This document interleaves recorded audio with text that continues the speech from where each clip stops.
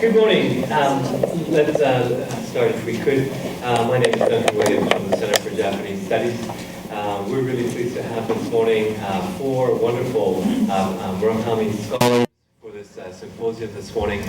I'm going to turn things over to my colleague, senior colleague in Japanese literature, H. Mac Horton, in a moment, but just to say that really happy to see people here at 10 a.m.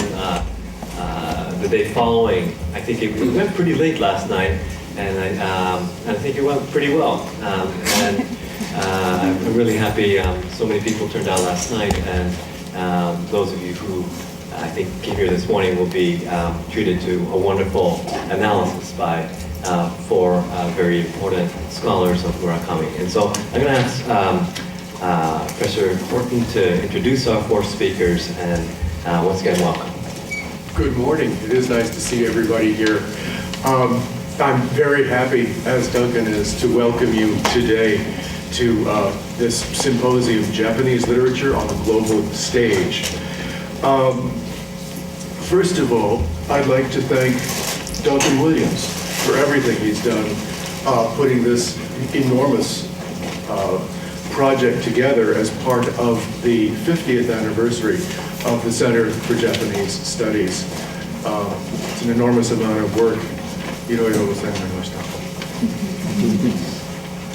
Originally, I was going to be the co-moderator with my colleague Alan Tansman, but alas, he's ill, and this is particularly unfortunate because he's the specialist in modern Japanese literature, and I do the oldest pre-modern Japanese poetry possible. In my field, you work on poets and authors who've been dead for centuries, and you can't ask them directly what you meant or what they meant by this and that phrase, though if you get something wrong, you're likely to be visited by a vengeful ghost.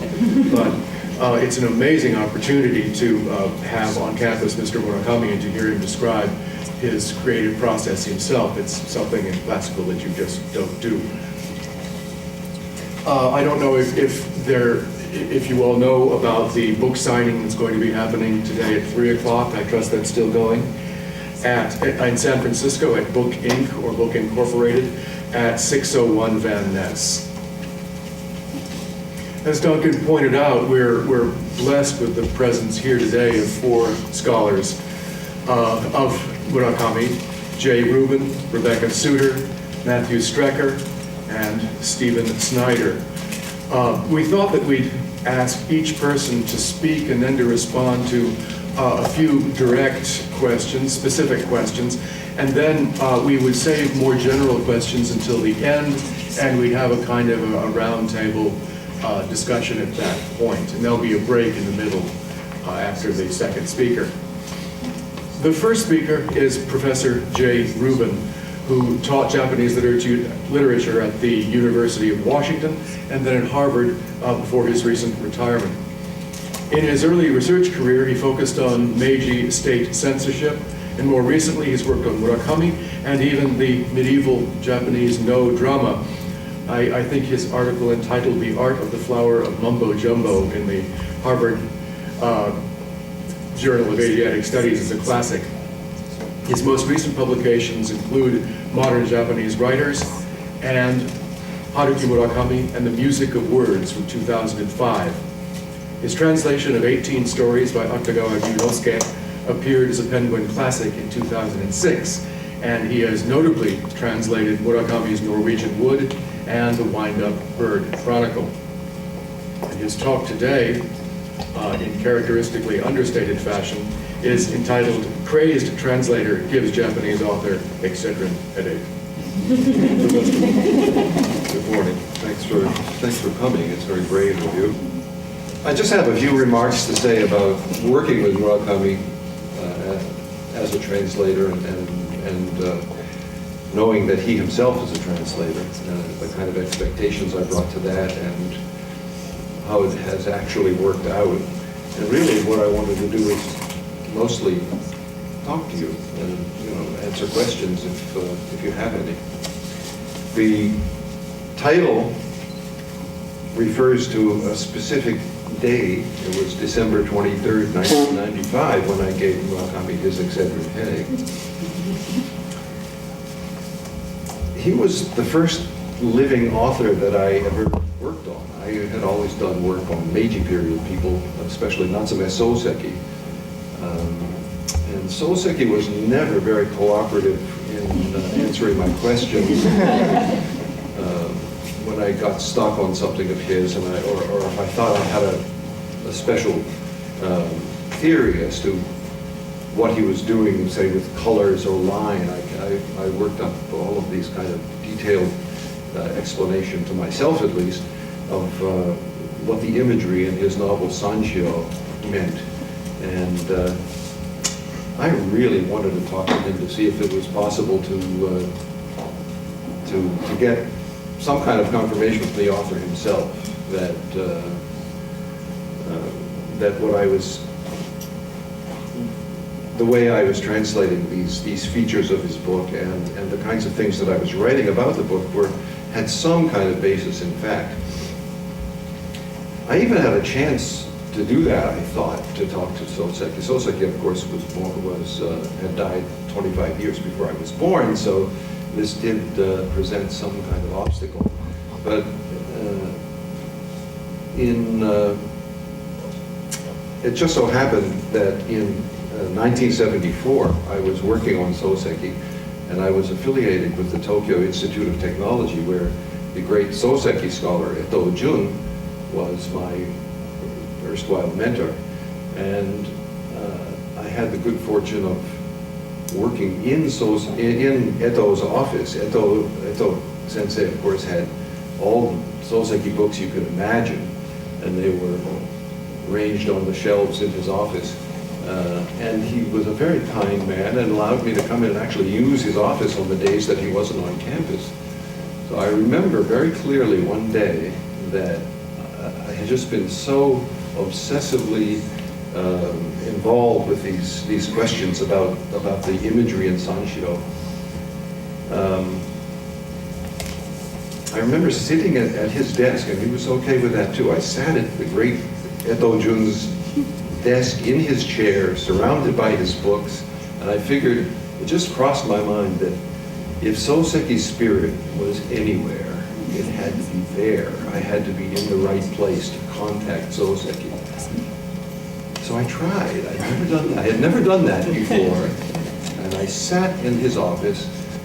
It was kind of late in the afternoon, and I just sat there and waited. It sounds like a Murakami kind of thing. This is long before Murakami was writing even.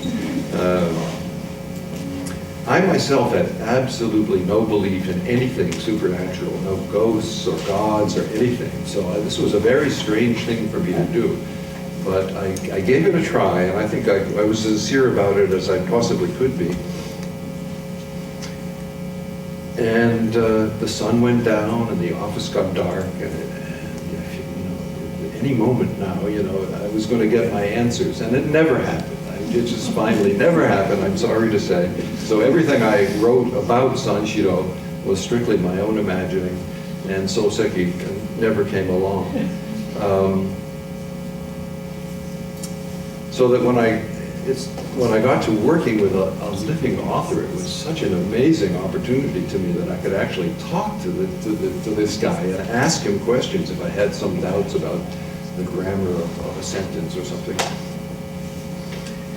Well, the first few things I translated of Murakami's were stories, and I guess they went along, they came off okay. But then he asked me to translate the Wind-Up Bird Chronicle, which you probably know is an enormous book. It's 3 huge volumes in Japanese. It's somewhat cut in the original, in the English.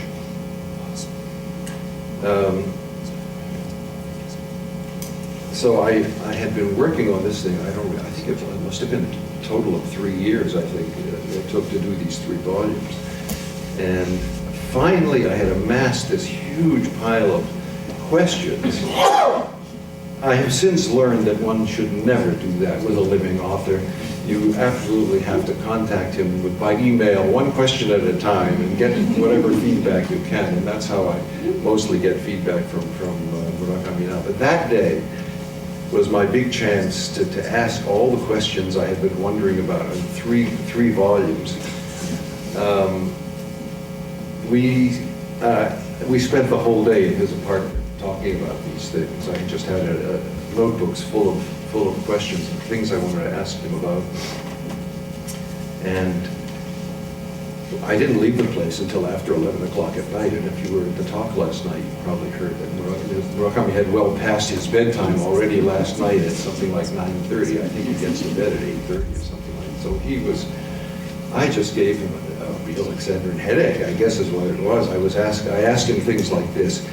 Was he deliberately reaching for a subliminal image of water in the description of Toru's necktie as a water drop pattern?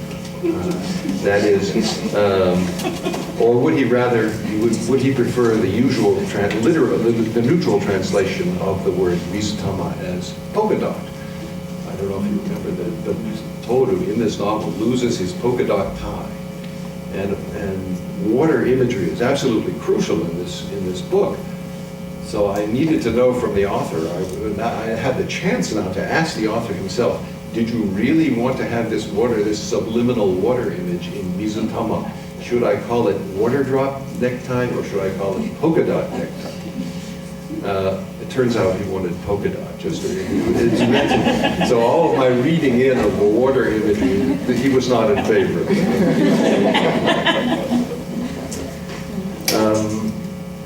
I believe that's in Book 1, Chapter 3, in case you want to follow this up. There's a phrase, elements of the body, that he uses. If you remember, there's a character named Kano Maruta, Malta Kano, and she is someone who can somehow analyze people, the elements of their body through analyzing their water. So this elements of the body expression, I had never heard it before, and so I wanted to know, was it associated with a particular scientific or occult discipline, or was he just making it up? Turns out he was just making it up, so I didn't have to go searching for further connections. He uses the ambiguous term hay for the barrier surrounding the vacant house in the alley. Did he mean for that to be a wall or a fence? It could go either way. Turns out he wanted it to be a fence. So that was a kind of ambiguity that we cleared up. You see, these are really tiny little things that needed to be, that I felt I needed to, and I had, this page after page of these things. You can imagine how he dealt with this. Should I keep the conflicting times when Toru went to meet Malta Kano? In one chapter it says he met her at 1:30, in another chapter it says around noon, and then another chapter says 1 o'clock. Or did he want this change to be consistent? And it turns out that the Japanese, his original editors hadn't been very careful about these things. The translators are much more obsessive and much more detailed and much more focused on the minutiae of the text than even editors are, I think. So we decided that it was going to, we were going to change it to 1 o'clock to be consistent, because somehow the editors should have caught this, but they didn't.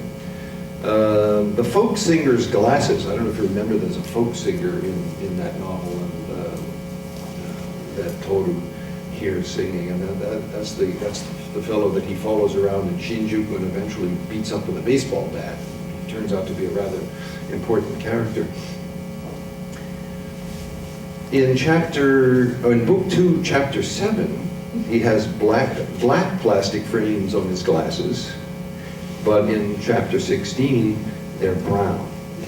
Which one did he want? Or was this deliberate? First of all, was this deliberate? Was there some kind of reason for this, for the brown, or for this inconsistency? And did he want it to be brown or black? Well, we decided it would be black. It was a mistake. He didn't mean for it to be inconsistent, so we changed it to black. Another fascinating thing, since the characters used to write the name of the daughter in the murder-suicide can be pronounced Sachie or Yoshie or Yukie, which he preferred. prefer? Well, he thought Ukiyo was the better one. And it just went on like this for hours. My wife can tell you this is true because she watched, and Murakami was groaning, and at the end, when we were all through this, he said, "Oh, what the hell, it's just a novel."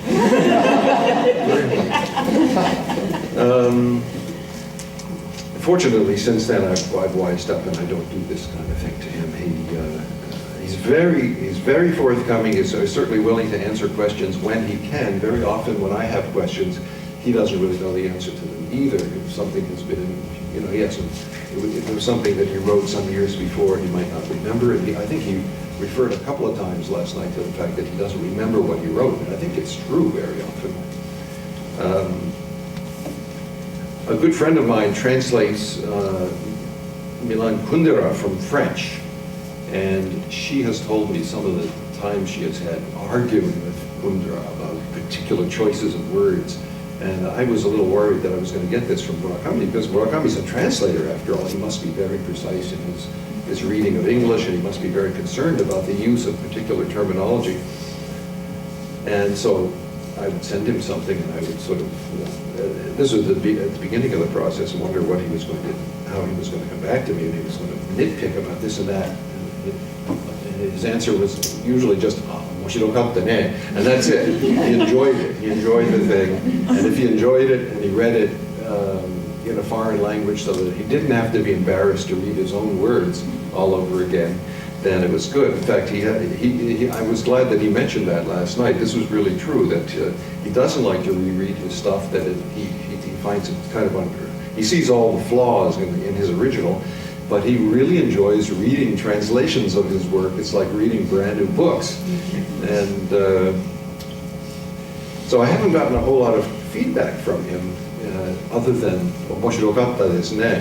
It was really fun to read. And that's about how it's been working with him. I remember there was one little thing that he caught of mine when I was translating Norwegian Wood. I mistranslated something because I reversed two syllables. Kawatte agetakatta. I read wakatte agetakatta. And he had written it in hiragana, in phonetic script. So I did a little dyslexic thing, and I translated it. I wanted to understand her rather than I would have liked to trade places with her. And it was, I would have liked to trade places with her. The thing that scares me as a translator is that I was able, after having made that mistake, I was able to somehow fudge the rest of the paragraph so that it all made sense. And it's really amazing how you can kind of convince yourself of the meanings of things. And fortunately, he caught that. He read that closely enough so that he realized that I had just reversed those syllables. And then he apologized to me for not having used the Chinese character. He had written it entirely in phonetic script. He said, well, if I had used the character, then you would never have made that mistake because the character makes the meaning very clear. So not only did he cooperate, he actually apologized the way he had written it. So it's been very delightful. It's absolutely delightful working with Murakami on translation. In a way, I wish it had been a little more difficult, but it's been just fun from beginning to end, and that's all I have to say. I didn't want to, as I say, I didn't want to do anything that would disturb your morning snooze. So if you have any questions, we've got maybe 15 minutes or so to talk back and forth. I wondered what happened to how you said that the translation of White Bird Chronicle was shortened, and I wondered what happened to the parts that you translated that didn't make it into the final version. Well, I sent the whole text to Knopf. Knopf decided that the Wind-Up Bird Chronicle was too long for a writer at Murakami's stage of familiarity in the English language literary scene, that it would not. I don't know. I remember Gary Fiskejong, the the Knopf editor, saying it would not serve his career well to publish a novel that was as long as the original. They had, and Murakami agreed. I mean, he agreed to shorten it by a certain number of words. And I was scared to death that the Knopf was going to take this complete translation that I sent them and put some editor onto it who would just hack it to bits and do things that I wouldn't like. So I volunteered to do the cutting. If there's anything I do get questioned about, feedback about, it's that. I heard it just, I think maybe last week sometime, somebody wrote and said, I just read this fantastic novel, The Wind-Up Chronicle, but I understand it's been cut. You know, can you tell me about that? Now what I do is I refer them to my book, Haruki Murakami and the Music of Words, which talks about this to some extent, but not in great detail. I've been surprised that I've never really gotten any loud screams from people who can read both and really were outraged. What happened to the parts that? I guess I wondered if they would ever be published, like the really longer parts, just for scholars' purposes, or for something, some other purpose than the originals. I've suggested this to Knopf, and I've suggested it to his literary agent. He doesn't seem to be too concerned about it. It's there. I mean, it's been done. I sent the whole thing to Knopf, and I kind of think they don't actually physically possess that manuscript anymore. So I think they sent it back to me. But a couple of times, as I say, I've raised the issue of possibly publishing a completed, the full text, but I get no interest on that at all from your side. Yes? It seemed like most of your questions for Murakami were about... You'll have to speak up a little louder. It seemed like most of your questions for Murakami were about factual inconsistencies. Right. I'm wondering if there were ever questions about the emotional landscape of a character? Well, I mean, certainly not in terms of translation. It was really kind of nitpicky little things, and those are the things you end up having to deal with when you're translating text. You want to get it as accurate as possible, and if you see that somebody's eyeglass frames are a different color in another chapter, you want to know whether that is meant to be indicative of something, or it was just sloppy editing. It turns out it was just sloppy editing. He's not all that eager to talk about larger meanings and analyses of his works. I've dropped a few things on him and said, well, I read this way, and his answer to me most of the time is, you think too much. So he's not very cooperative in terms of delving into it for analytical purposes. Another very common reaction, say I've been present in many situations, say we're in classes where students ask, is so-and-so a symbol of such and such, or does this mean this or that? And he said, well, that's a very interesting analysis. That could be. But I don't think I've ever heard him directly negate an analysis of his work. And so he thinks, and I think quite rightly, that once an author lets go of the text, it doesn't belong to the author anymore. It's between the text and the reader from that point. I think if he were asked something that was just totally off the mark, he would probably say that he didn't think that was the case. But most of the time, it's either you think too much, or that's an interesting way to read it. Yeah. I assume you've read his translations of English works into Japanese. I'm really not hearing you too well. I assume that you've you read some of his translations of English works into Japanese. How would you compare his translation style to your own? His translation style to my own? Yeah. It's inferior.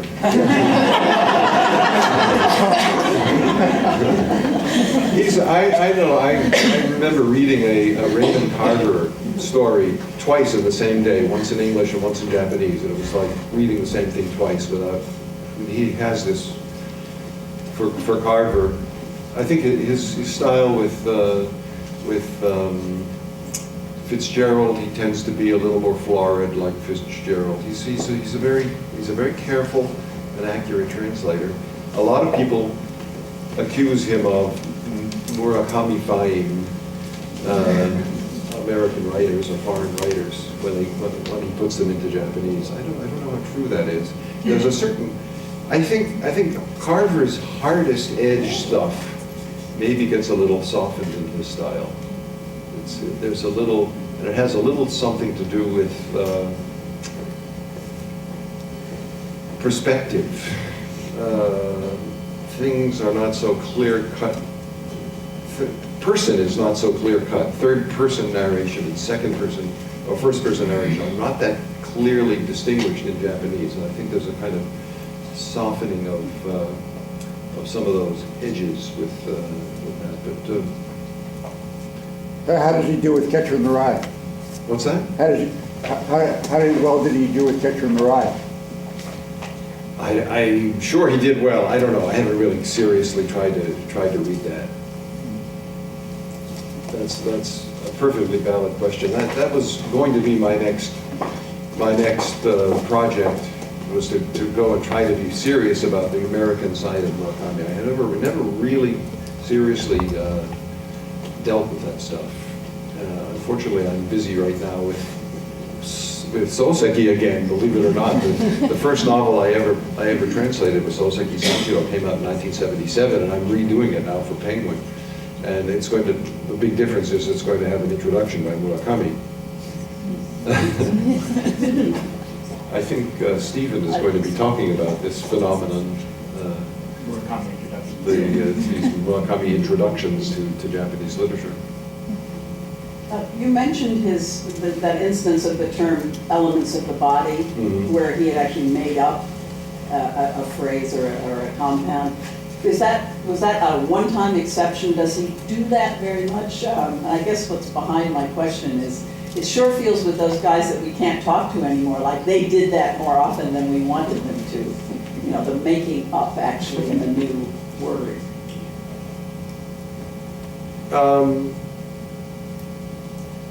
I don't think he introduces much in the way of recognized occult thought. Is that the kind of thing? Well, anything. Anything. Yeah. No, I think he tends to make up the greatest part of his imagistic universe. It's his stuff. As you told us, your major area was early Meiji period or Shoseki. But I'm personally interested, what are you especially interested with the Murakami's, the Norwegian Wood? Was there any special reason to translate his book into English? That particular book?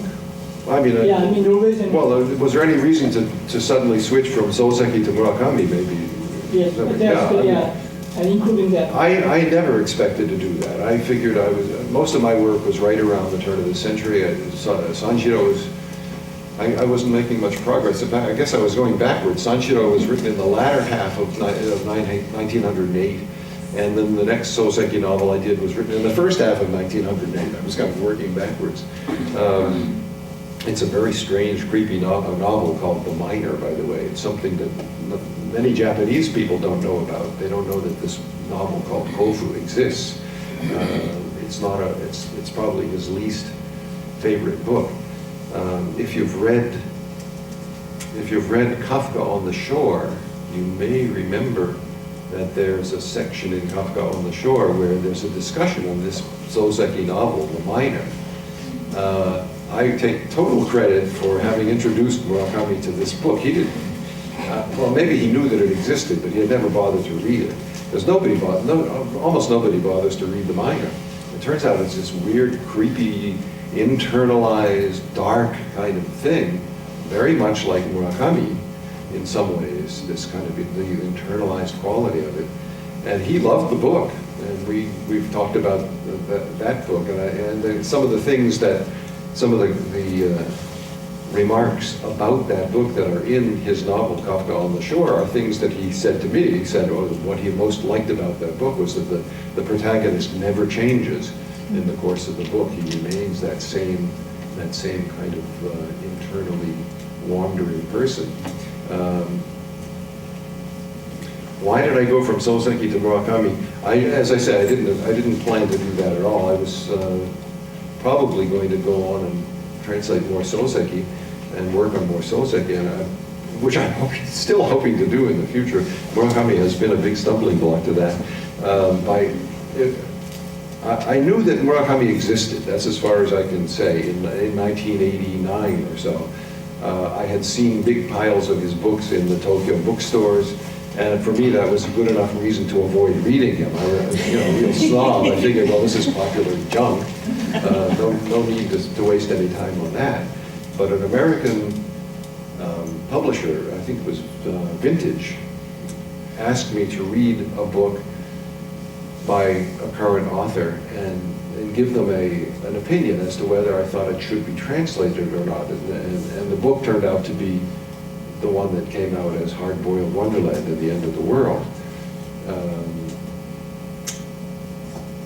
I really kind of did it reluctantly because I had to take the time to read this big fat book, and I was busy with teaching my classes and doing whatever work I wanted to do. But I figured, what the hell? I might as well take a break and read some of the junk that's being produced nowadays, so that I can tell them don't bother to publish this book. Well, I was absolutely amazed by Hard-Boiled Wonderland and the End of the World, and I said, yes, by all means, translate. I have this book. You should do a translation. You should publish a translation of this book. And the reason they had sent me the original was they had gotten a translation by somebody I didn't know, and they wanted somebody to give them an opinion based on the original, whether the original was good enough to translate. So I didn't know. Of course, it was Alfred Birnbaum whose translation had been sent to them. He had already done it, but I didn't know that. I didn't know he existed. So I said, by all means, publish this book. It is a great book, and let me translate it if you don't like the translation that you've gotten. So they ignored me on both counts. They decided not to publish it, and they, of course, didn't let me translate it. They were going to publish it. And of course, a year or two later, Alfred Birnbaum's translation came out from Kodansha International. So at that stage, you didn't have any American publishers who were willing to take a chance on somebody as exotic as Murakami. But that didn't change anything for Vintage. I'm sure Vintage was sorry later that they didn't do it, but it changed everything for me because I was so blown away by that novel that all I ever did from that point for maybe 10, 15 years was read Murakami and teach Murakami to my students, and I became kind of obsessed. It's still my favorite book, actually. I haven't translated. Someday I think maybe, just for my own amusement, I may just do a translation of that book for myself. Alfred Birnbaum's is perfectly readable, but when you translate a book, you make it your own in a new kind of way.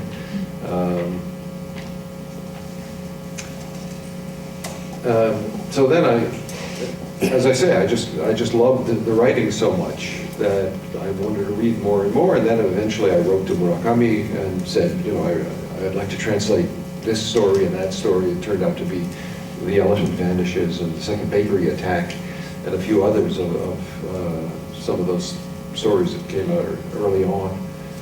And fortunately for me, absolutely fortunately for me, it was just about that time that Alfred Birnbaum got tired of translating Murakami. I don't know why, but it was just as Murakami was writing the Wind-Up Chronicle. So I'm sure he expected Alfred to translate it, but Alfred said no, he didn't want to translate anymore, he'd done too much. So Murakami, since I had just happened to come along, the timing was just right, he asked me to translate it. I said, sure. And I'm very glad I did. So that's how I got into Murakami. As an on and off again translator for him, do you have an emotional roller coaster ride, and is there a professional rivalry with the other gentlemen and people that translate? You worked 3 years on one. That's a nasty question. Sure, was it even bigger? Were you ready not to do it? What about his? Are you already doing it so we can get it? I know I'm pretty good to know. Alfred just sort of dropped out, as it were. So Alfred, I was introduced to Alfred by Murakami when I was in Tokyo. He had me over to his apartment, and I've met him a couple of times. He's not the easiest person in the world to talk to. I don't know if anybody knows anything about him. He was kind of a mystery man when he first started publishing Murakami in 1989. Nobody in the academic world knew who this guy was. It turns out he's just some young guy who was working in Tokyo and doing some translating and editing. Phil Gabriel came along when I was starting to get a little tired.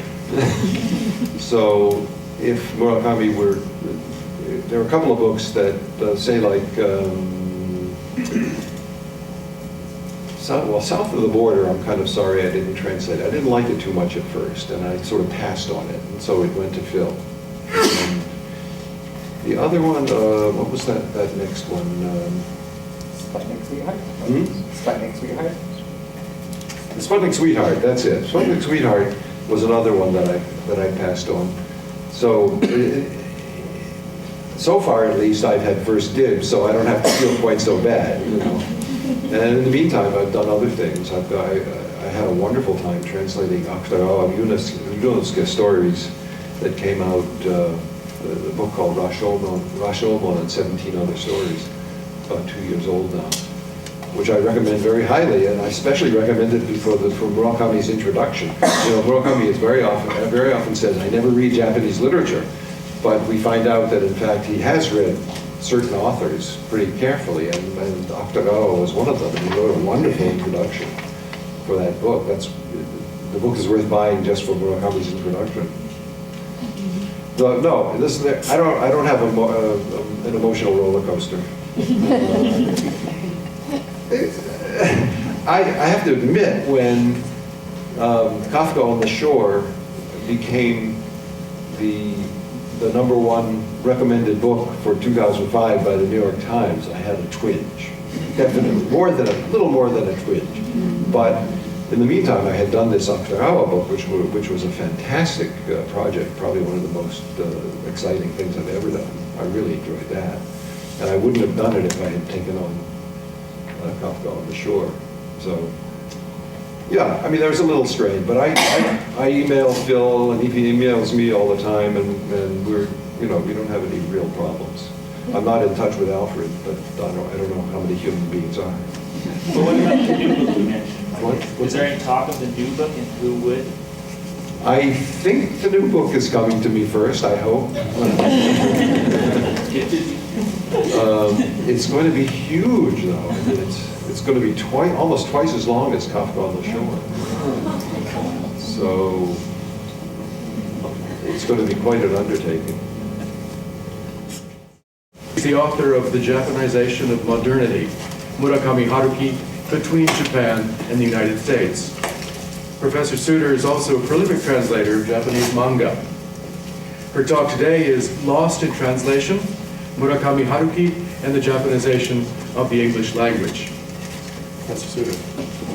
I just wanted to thank Dr. Williams and the Center for Japanese Studies for inviting me here. I guess you have to say, it is a real honor to be here. It really is. I'm really, really glad to be here.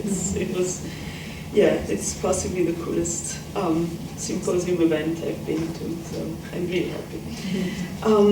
And also I have to make a disclaimer, I'm quite jet lagged, so if I start saying weird, random things. As Murakami said yesterday, just listen to the sound of the words. Okay, well, as I guess yesterday night's event testifies, in the past few years, Murakami Haruki has become hugely popular outside of Japan, and in particular in the English-speaking world. And it's quite interesting. Most fans of Murakami today are neither specialists of Japanese studies nor necessarily interested in Japanese literature, and it seems as though he is really perceived not as a Japanese writer, but just as a writer. So in this sense, his work appears to have escaped both the aestheticizing and the sort of warrior-like violent images through which Japanese culture has often been portrayed in the West. His works are neither geisha nor samurai, neither chrysanthemums nor swords, and so they have come to represent a new, different Japan, which the Western audience seems to be confronting as much less exotic. However, often lost to English readers of Murakami, I think, is his own playing on Japan's incorporation of Western culture, which emerges, I think, in a number of ways, but particularly clearly in his use of language, the Japanese language. Actually, some have argued, and that might have been you even, that what makes it so hard to translate Murakami's Japanese is that it sounds so American. And so this foreignness is what is really hard to convey once the works are translated into English. And it's not only, I think, this foreign flavor of Murakami's Japanese that gets lost in translation, but his distinctive use of the Japanese language and script in particular, particularly of foreign vocabulary and of katakana, one of the, I guess you know, of two syllabaries with which Japanese is written together with ideograms. So I thought today I would try to look at Murakami's use of katakana and of language in general in order to highlight some elements of his peculiar way of playing with Japanese culture, Western culture, sorry.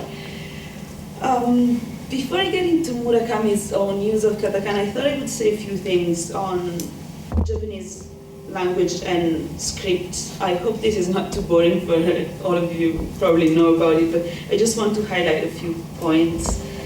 Well, as is well known, writing was imported to Japan from China around the 5th century, and because Chinese is structurally and phonetically so different from Japanese, a number of adaptations were necessary in order to use Chinese logograms to write Japanese, which led to the creation of the two simplified syllabaries, hiragana and katakana.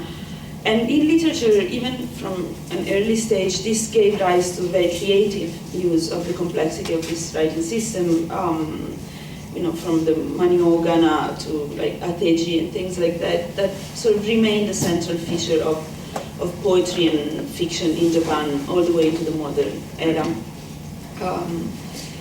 But a crucial shift in the relation between literature and writing occurred in the Meiji period with the modernization, westernization of Japan. The new government, among its reforms of the education system, the communication system, also undertook the task of simplifying, reforming the written language and making it more functional with the famous project of reform that goes under the name of Genbun-ichi, unification of Gen, speech, and Bun, writing.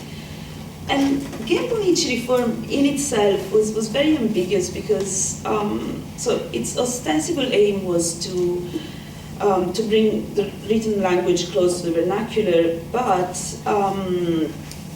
in fact it merged with movements for reform of just the Japanese script with all the various like Kanakai, Romajikai movements for the abolition of Chinese characters and the adoption either of just kana or the Western alphabet.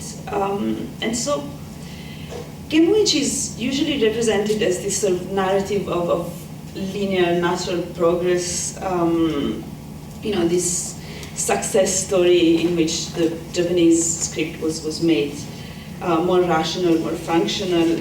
But at the time of its formation, actually gave rise to controversies, and there were a number of alternative solutions considered. And so some scholars claim that the main reason Genbu Ichi won out over these other possible solutions was not so much that it was more functional per se, but that it better served the political needs of the Meiji leadership. In particular, Karatani Kojin, in his Kindai Bungaku no Kigen, argued that the reform of the written language was really an ideological operation, not so much a unification of written and spoken language, but, as he says, and I quote, the institution of a regime of writing as a transparent means for the transmission of ideas based on phonocentric ideology of writing. So, an idea that, the oral word, the spoken word comes first, and writing is derivative, right? Which is not necessarily the case, and it's not like natural. So in this perspective, Chinese characters came to be seen as inefficient, and this difference between spoken and written came to be seen as this problem to be overcome. But Karatani, inverting this perspective, notes that this functionality of the Western alphabet only exists inside the phonocentric vision of language, a vision that sees the spoken word as originary, primary. And Karatani further argues, and this is also what I find interesting in relation to Murakami, is that the Genbu Ichi ideology and this vision of language was at the root of the realistic turn in Japanese literature. So the two main literary movements of Meiji, Shizen Shugi naturalism and Roman-ha romanticism, both in different ways, advocated faithful representation in literature of reality in the case of naturalism, of interiority of the self in the case of Roman-ha. And this was based on this new vision of language. So the written word was seen as a faithful transposition of the spoken word, and language itself was seen as, and literature was seen as a transposition of reality. So the purpose of literature was identified with representing reality in the most direct, transparent way. Now, both this idea of the written word being merely derivative from of the oral, and the idea of literature being just a representation of reality, that were more or less alien to traditional Japanese literature and were imported, or at least developed during the Meiji period, have been thrown into question by contemporary Japanese writers. And Murakami's work, I think, is a good example of this new attitude. Coming to katakana, another central element in the evolution of Japanese language in Meiji still was the adoption of a number of loanwords from several languages, increasingly English. And this too, at the time, gave rise to a number of experiments in literature. In Meiji, mostly creation of new Japanese, Sino-Japanese, Chinese compounds, glossing of existing words with foreign terms and things like that really added layers of meaning to text. And foreign words, of course, continue to be imported throughout the 20th century. What I find interesting is that the second biggest wave of imports from the English language occurred in the 1980s. And in this latest process, loanwords were transcribed almost exclusively in katakana. So katakana acquired this sort of special role in the Japanese language. Again, some scholars maintain that katakana, making it possible to transcribe loanwords using the script of the target language, in a way contributes to a greater integration of loanwords into Japanese.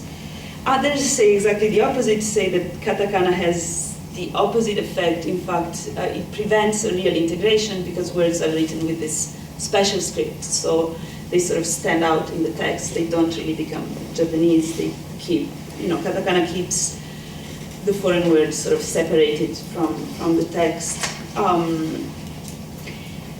So by writing in katakana, Japanese language sort of isolates the foreign word while appropriating it. So creating the paradox of a language that, to quote Karatani Koji, and again he wrote about everything, put it, as Karatani put it, lets everything in, but in fact gets by without anything getting in.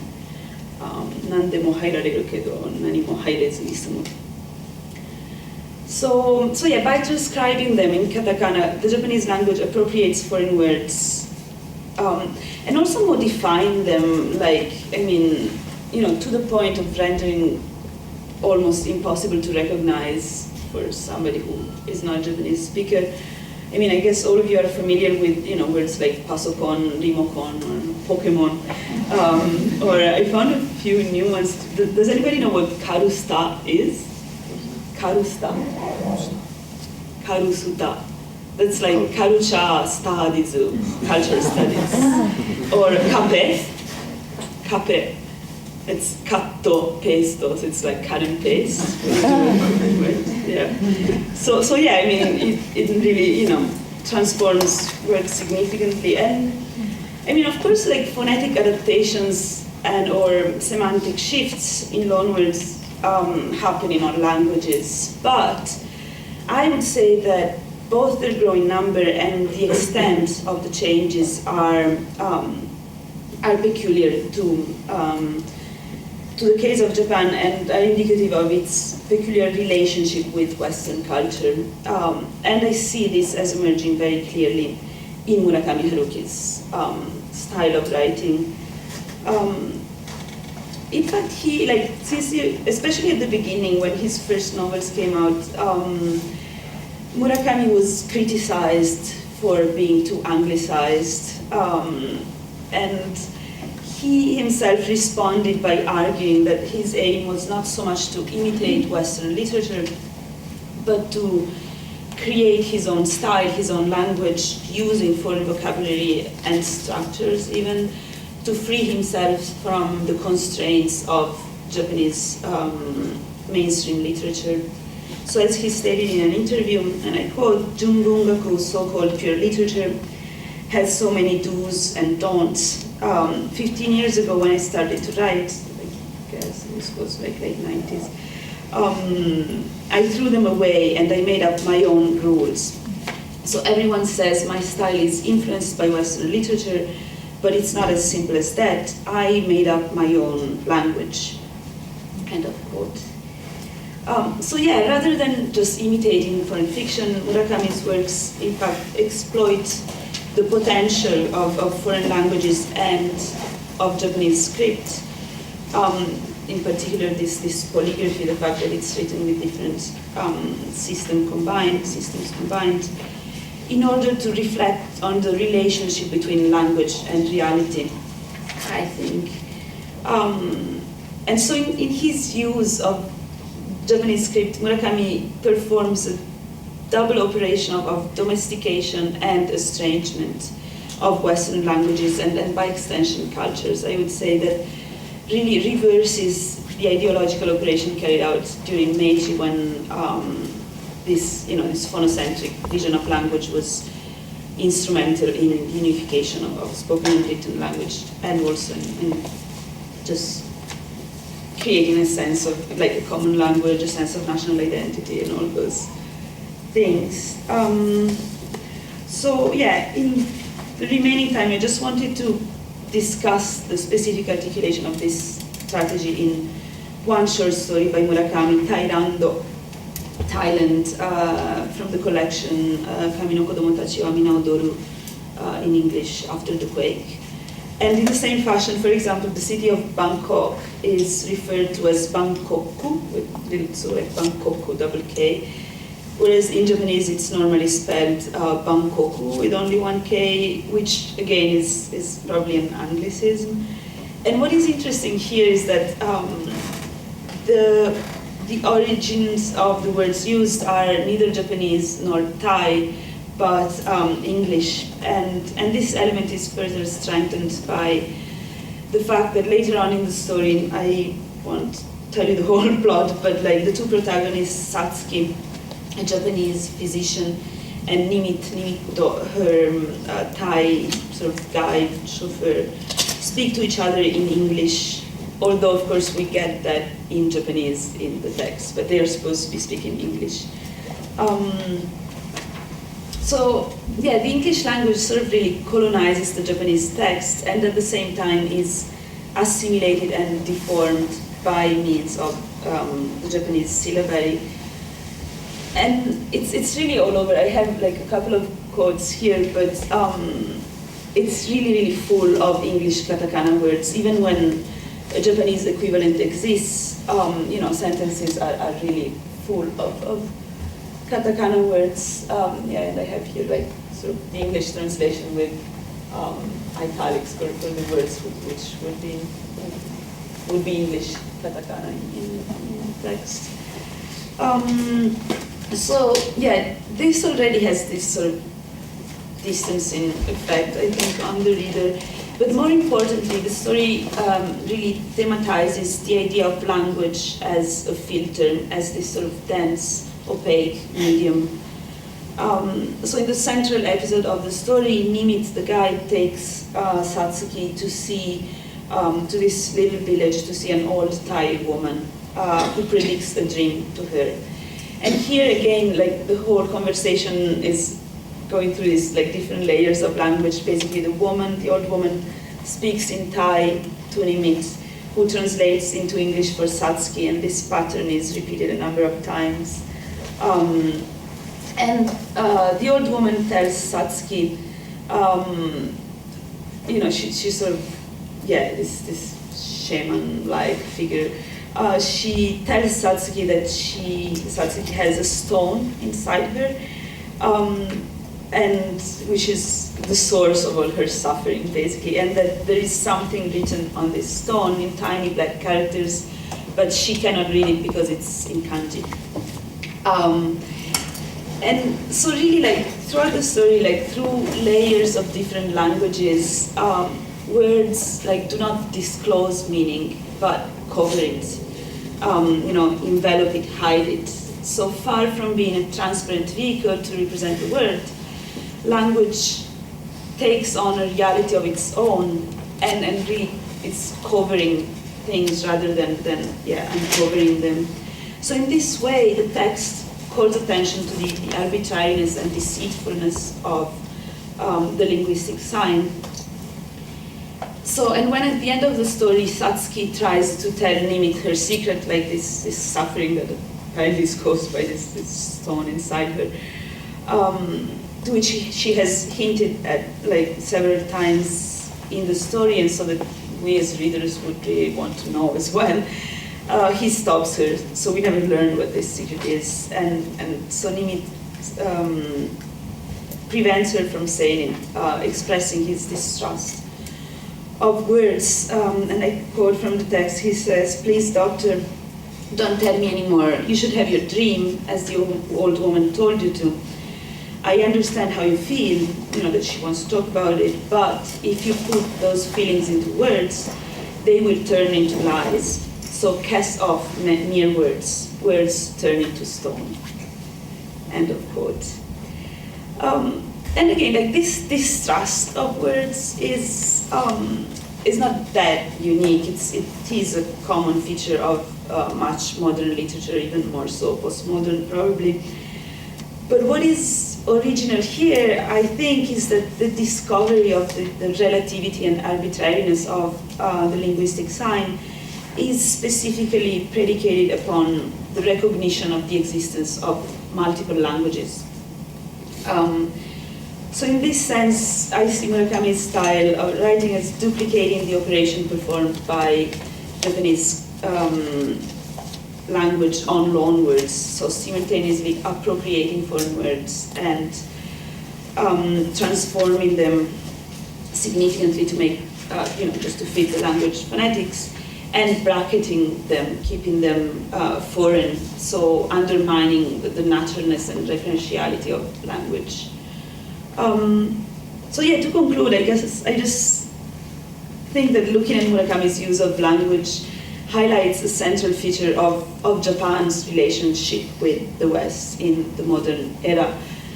Japan is often represented as the most westernized country in Asia, and Murakami Haruki is seen as one significant example of this extensive westernization. But his creative use of foreign languages performed through katakana suggests that this westernization of Japan is paralleled by Japanization of Western culture. So this Japanization of the English language through katakana ultimately, I think, foregrounds the complexity of Japan's relation to the West, which is not so much a passive imitation of foreign models, but this active appropriation of the original, which transforms it and ends up like destabilizing it, I guess. Yeah, that's pretty much all I had to say, so I guess I'll stop here.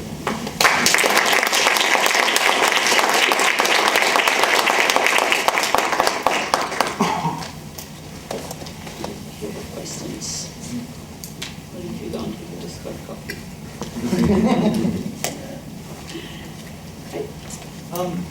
Do you have you asked a native Japanese this, or whether you, even if you haven't, do you have a sense of it yourself?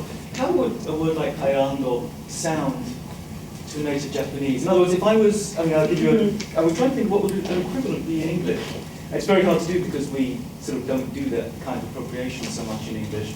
But if I were to say, isn't there a work by Sibelius called Finlandia or something? Let's say there is. So if I'm a Finnish composer and I'm writing a piece of music and I choose the Latinized, it sounds as if it's a Latin word for Finland, Finlandia. And suddenly I'm not calling it Finland, and it turns my country's name into a work of art, as it were. It seems sort of, would it be kind of like that? Or would it be more, because they're so used to English loanwords in katakana, it wouldn't sound so strange. It wouldn't sound quite as weird as that.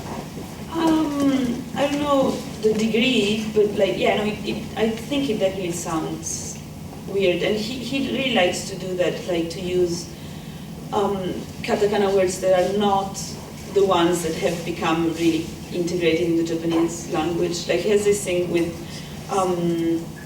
for example, the abbreviations, he doesn't use those. He tends to say like, remoto controller instead of just remocon or things like that. And the idea behind that, I think, is, to make them sound foreign again. Like Thai is pretty much a Japanese word by now, and Thairando would sound foreign. Now, what kind of connotation does that have is kind of hard to say, but I think there's, Rebecca, here in this story, don't you think that it's clearly because he has two characters who are speaking English to each other, and for neither of them it's a native language, and so it's very much the experience.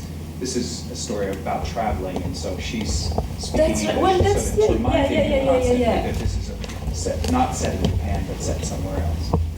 That's right, and it's also like, I guess, highlighting this thing, like two Asian characters and their common languages. This is actually a common global experience now, that people are speaking English to each other when neither of them speak English, and I think Murakami is extremely conscious of that. That's right, yeah. So I guess, it's that. Have any of his coinages caught on? Have any of his coinages caught on in the spoken, is there any evidence that happened?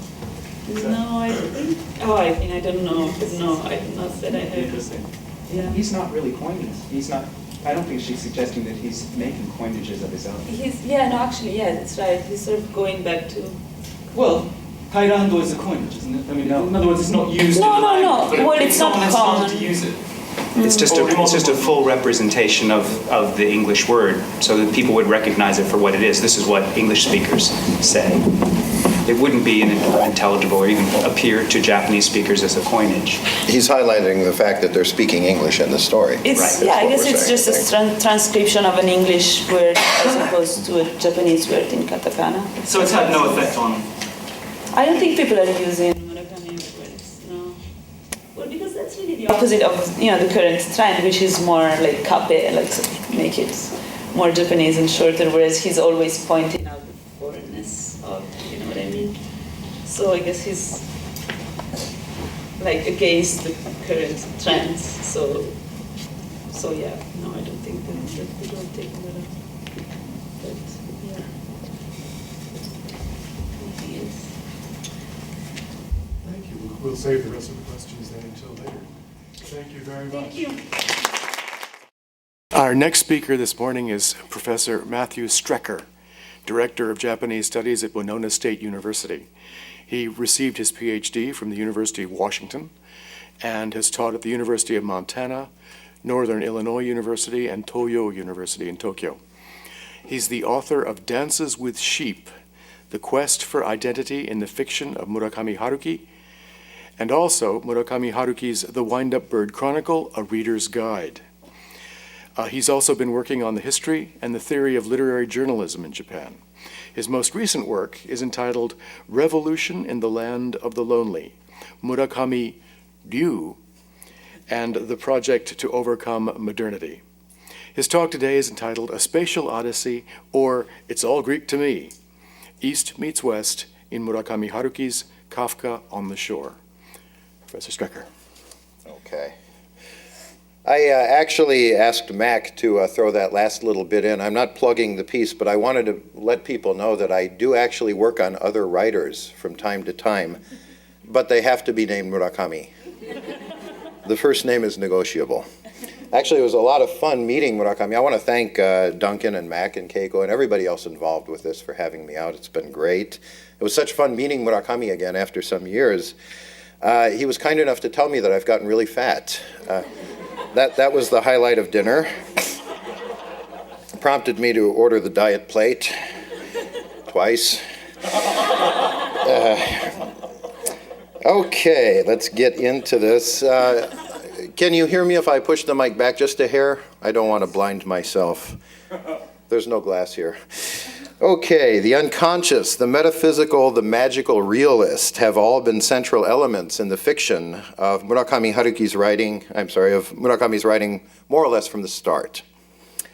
Murakami's protagonist, until recently a 30-something everyman known as Boku, is most commonly found hunting around for clues about how he came to be separated from his youth, his innocence, and his passion for life. He roots around quite literally in the dusty reaches of his unconscious, sifting through things he's lost, meeting friends long dead or disappeared, and trying to piece together who he is and what his life means. Sounds kind of familiar. Now, magic, not surprisingly, is a key element here. But in this too, Murakami is characteristically low-key. There are no incantations, there are no magic wands. The hero is simply drawn quietly into the metaphysical universe, unawares.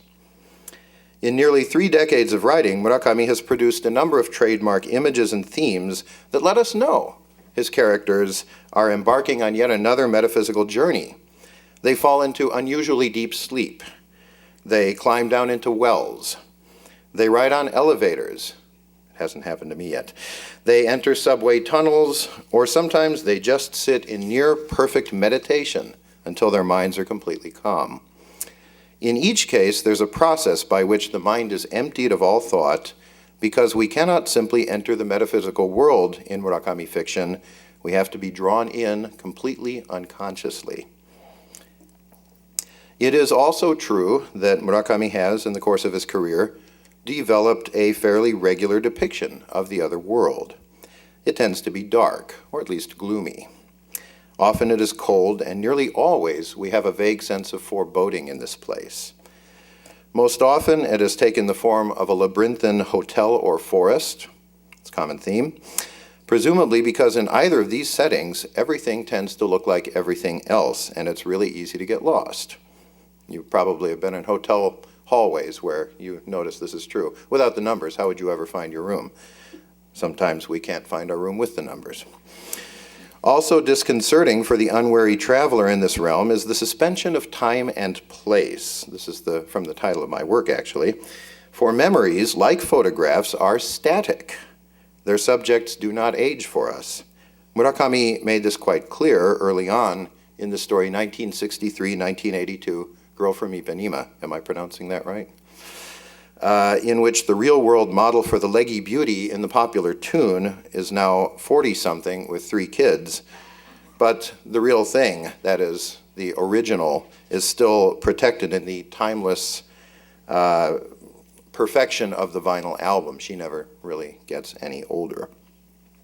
The one constant in Murakami's metaphysical world is that it always contains something longed for or sought after by the protagonist, and this forms the central quest theme that characterizes most of his work.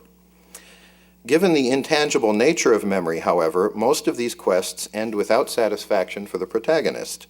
At best, they might gaze upon the photograph for a while, or maybe listen to the old album. In the early phases of Murakami's fiction, the unconscious was in fact hardly recognizable as such. Our first real glimpse of it, I think, comes in his second novel, Pinball 1973, in which the hero longs desperately for his dead girlfriend and, perhaps seeking a surrogate, goes on a quest for the pinball machine that he used to play when they were dating.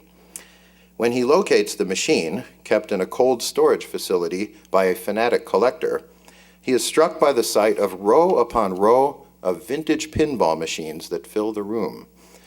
Reaching his beloved machine, which I think was called the spaceship, he does not play it. Instead, he holds an intimate conversation with it, and rather more interestingly, it speaks back to him in a familiar female voice. Noting the eerie similarity between the rows of pinball machines and the rows of headstones in a graveyard, we might recognize that Boku has gone into the unconscious other world to seek out Naoko in the land of the dead, and he now communes with her. Excuse me.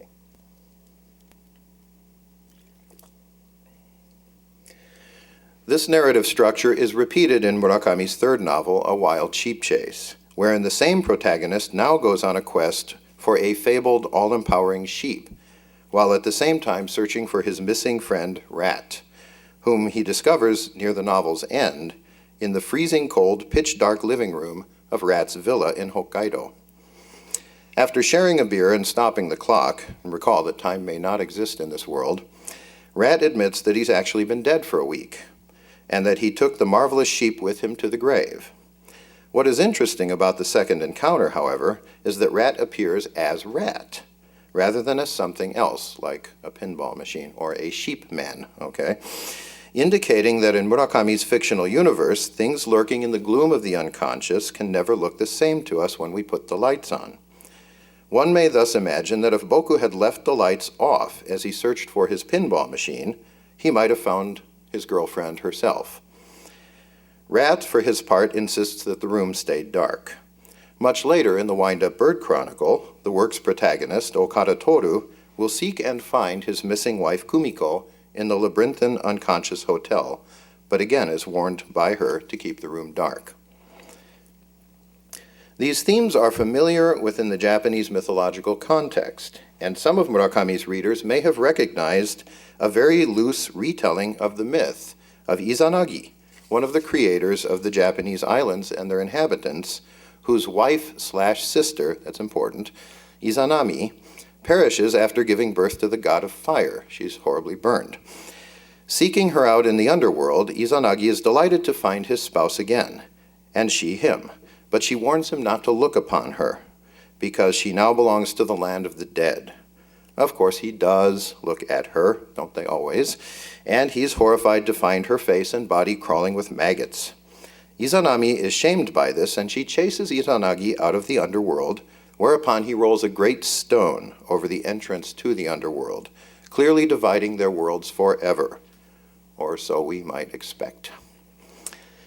Underworld traveling is, of course, very common in world mythologies. Greek tradition tells of Adonis' partial rescue from the underworld by Aphrodite, his lover/surrogate mother. and Orpheus' journey to retrieve his wife.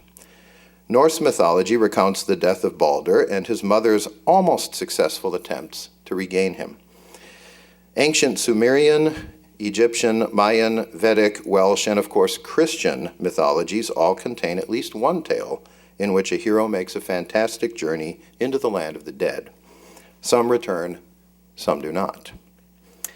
Probably the closest parallel to the Izanami-Izanagi tale is that of Orpheus, whose wife Eurydice is bitten by a poisonous snake and dies.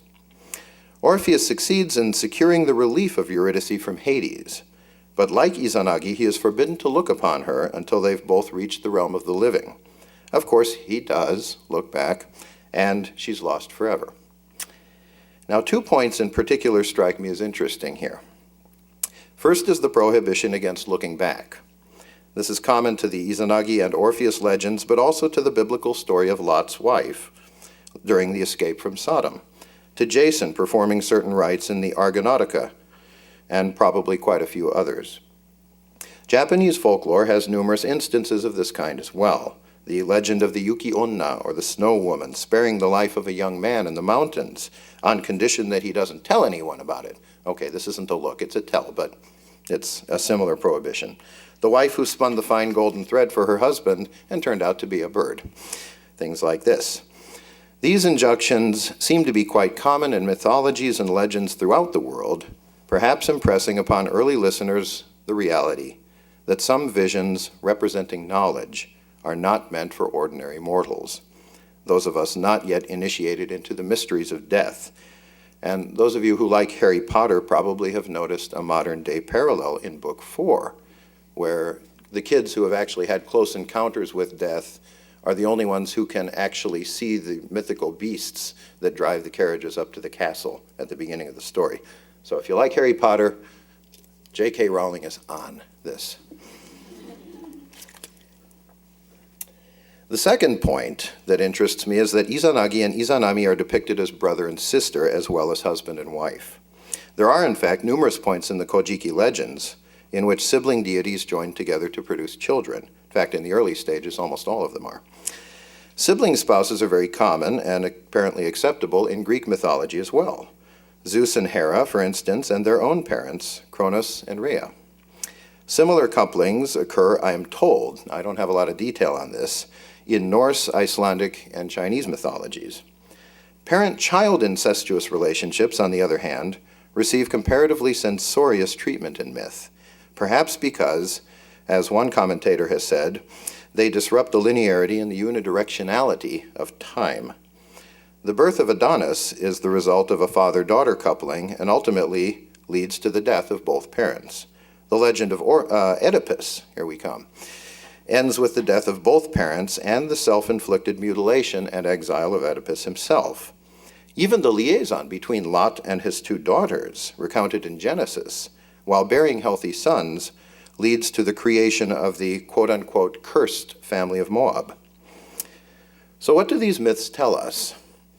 I can't pronounce his name, Mircea, I think, Eliade, in his writings on myth from the 1960s, has suggested that myths may be both reflective and constitutive of the cultures that create them. I think he's right. That they explain both how the world came to be, and also they show us what we may and may not do. Clearly, myths such as those of Oedipus or Adonis, in which powerful taboos are transgressed, perform the constitutive function of myth, prohibiting certain types of behavior and demonstrating the penalties for flouting them. The underworld journeys of Aphrodite and Orpheus, on the other hand, may demonstrate the irreversibility of death for mortals, at least without divine assistance.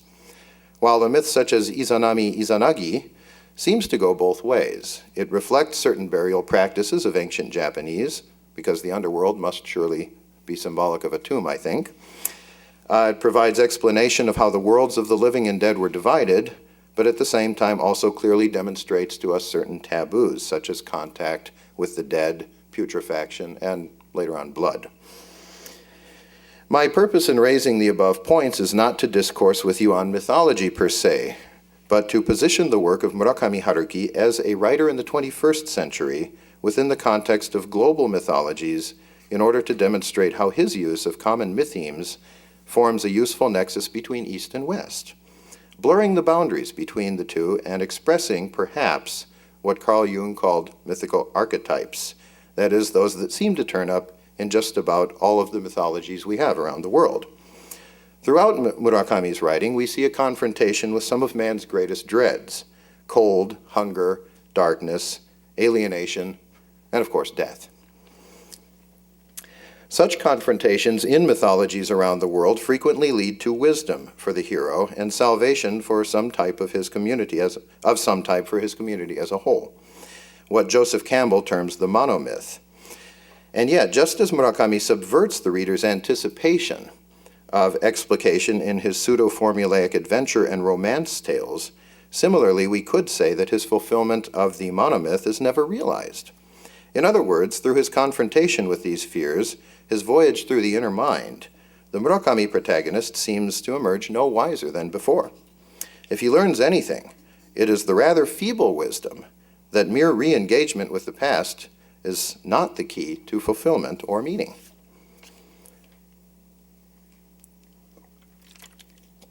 I seem to be unusually thirsty today. Now, this changed in 2004. Do I have the date wrong in here? Kafka on the Shore, 2004, Jay, forgive me.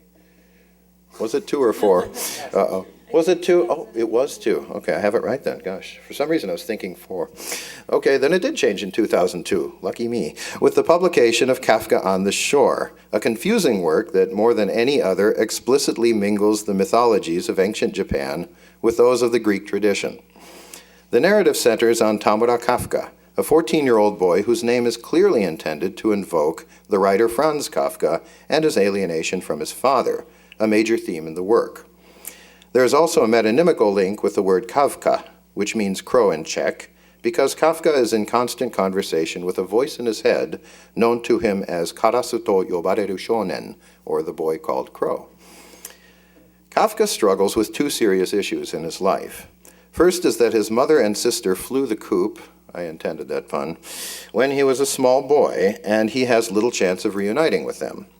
Second is that his father, with whom he lives in Tokyo, has prophesied that Kafka will one day kill him, then locate and mate with his own mother and sister, a retelling of the Oedipus myth. Kafka's father, interestingly, appears to be some sort of trickster spirit, taking the form of Johnny Walker, the famous icon recognized by Scotch whiskey drinkers the world over. Urged and guided by the boy called Crow, Kafka runs away from home and heads for Shikoku in the hopes of escaping his father's prophecy. Along the way, he meets a girl named Sakura, who is about the right age to be his sister, and for whom he feels a very powerful sexual attraction. He is 14, let's not forget. Shortly after his departure, Johnny Walker is indeed murdered, not by Kafka, or so we believe at first, but by an elderly man named Nakata, who is our second major character in the story. Performing the role of Kafka's doppelganger, we might say. Nakata, whose gentleness makes him an unlikely choice for this role, encountered the metaphysical world as a child during the Second World War and emerged without his shadow, as he puts it, his kage, meaning here something like his soul or his spirit, the part of him that contains his memories and his experiences. Lacking this, Nakata is equally incapable of forming new memories. By way of compensation, however, now he can talk to cats. This is an ability given him clearly to facilitate his transformation into a killer. Nakata kills Johnny Walker in order to rescue a feline friend. Following this, Nakata also heads for Shikoku, driven by a kindly truck driver named Hoshino, and their quest is to find what Nakata calls the Gateway Stone. This, as things turn out, is an ordinary-looking stone, not particularly large, and apparently divides the land of the living from the land of the dead. Again, shades of Izanami Izanagi. Shortly after his father's murder in Tokyo, Kafka awakens from a deep trance hundreds of miles away in Shikoku, covered in fresh blood. Realizing that he needs a place to stop and consider this new wrinkle in his life, he goes to work at a library where he finds an ally named Oshima, a woman masquerading as a man. Oshima, in turn, introduces him to Saeki, the third major character in the story. Saeki is a middle-aged woman who once had a promising career as a teen pop idol, but withdrew from the world after her lover, evidently also known as Kafka, was murdered in Tokyo by student radicals in the late 60s. Since then, she has, like Nakata, only half existed. Unlike Nakata, however, she is pure memory, quite literally a shadow of her former self, wishing only to forget. One suspects that she actually committed suicide after her lover's death. I have no textual evidence to support it, I just think so. But that her shadow failed at the time to accompany her body to the land of the dead. To make matters worse, it seems that when Saeki opened the gateway stone, when she died, she forgot to close it. In any event, hearing that his father is dead and surmising correctly that he is responsible, Kafka cannot help but acknowledge the inexorability of fate, and following the advice of the boy called Crow again, he sets out to fulfill the rest of the prophecy, the physical coupling with Saeki and Sakura. He accomplishes this through persuasion with Saeki, but in Sakura's case, he must resort to raping her in a dream. Nakata catches up with Saeki not long after this, and with a touch of his hand, sends her back into the world of the dead, promising first to burn her memoir. These are notebooks she's been scribbling in since her lover's death, which, to my mind, is a real and symbolic cremation of the last physical manifestation of Saeki's memory, for the memoir clearly stands in for her missing body. Meanwhile, Kafka is also led into the metaphysical world, here a labyrinthine forest, by two young deserters, I emphasize again, young deserters from the Japanese Imperial Army. This is the 1980s, by the way. There he discovers Saeki living in one of several cabins in the woods. Kafka unburdens himself of words he has longed to speak to his mother, both accusing and forgiving. Whereupon, at the end of their encounter, Saeki thrusts a needle into her arm and permits Kafka to suck the blood from the wound.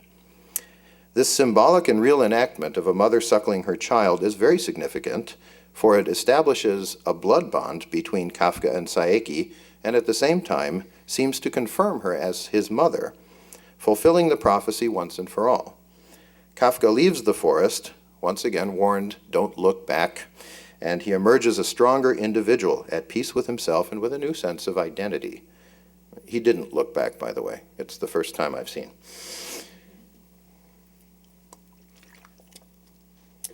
As this summary suggests, Kafka on the Shore is complex. It's a very confusing narrative in which appearances are often deceiving.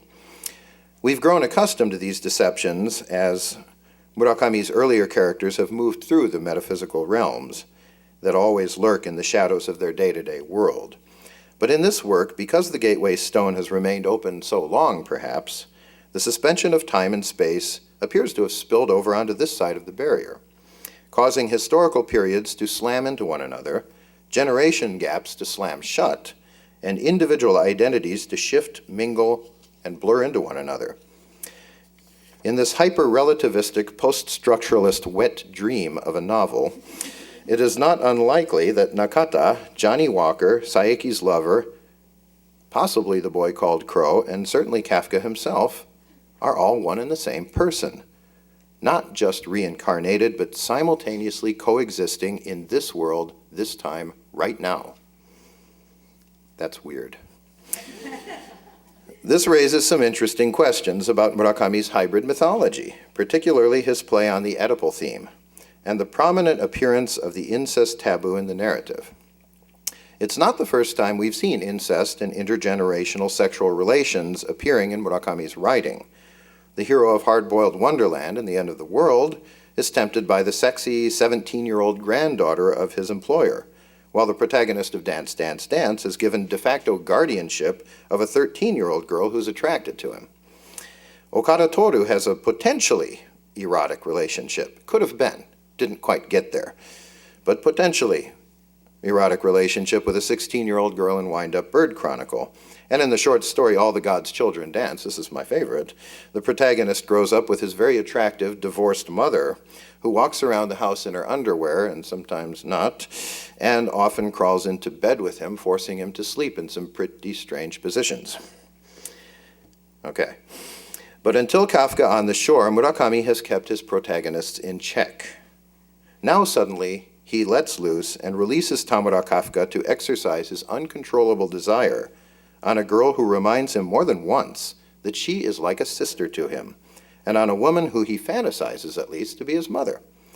So we might ask, what leads Murakami at this stage to open a door that he's always kept very carefully locked? I have an answer. I'm sure there are lots of answers to this question. Mine is that for the first time in Murakami's fiction, the potential rewards to the protagonist outweigh the risks. The risks, as we have suggested above, include being cursed, mutilated, and destroyed. Okay, that's big. But the reward for Kafka seems to be existence itself, a concrete sense of identity built on the manipulation of the Oedipus prophecy. We might ask, after all, why does Kafka fulfill the prophecy after he's gone to so much trouble to avoid it? Is he just giving up? Certainly not. As a matter of fact, this is the most proactive protagonist I've ever seen in Murakami writing. The death of his father and his own obvious culpability, undeniably written in his father's blood all over his body, proves to Kafka that fate is finally inexorable. You can't run from it. But this, ironically, is exactly what frees him up to act.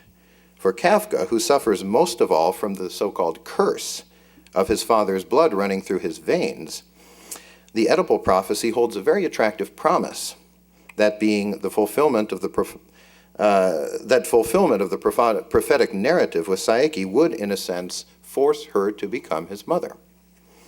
And if this is true, then Kafka has gained an alternative to the father that he's always despised and feared. He has unlocked for himself the second half of his identity.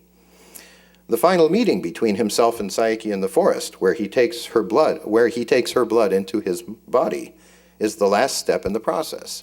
Saeki's blood dilutes and cleanses Kafka's, and ironically, it purifies him. Again, flying in the face of blood taboos, I think is my point here.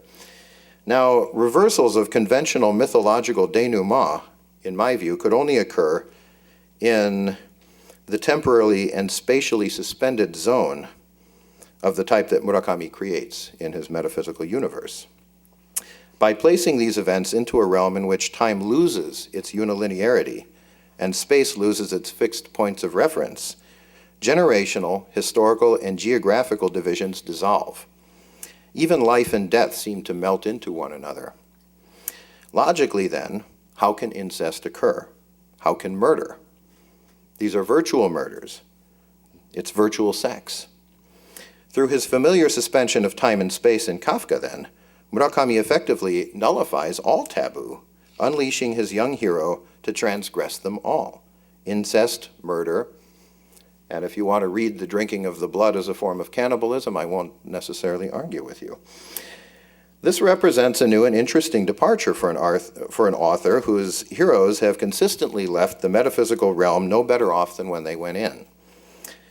Placing his faith in and giving total freedom to his adolescent hero, Murakami allows Kafka to reconstruct his own genetic code, his very identity, while Murakami rewrites the rules for how the individual might be constituted in the hypothetical absence of physical boundaries and social limitations. The result for me is a little unsettling, for two reasons.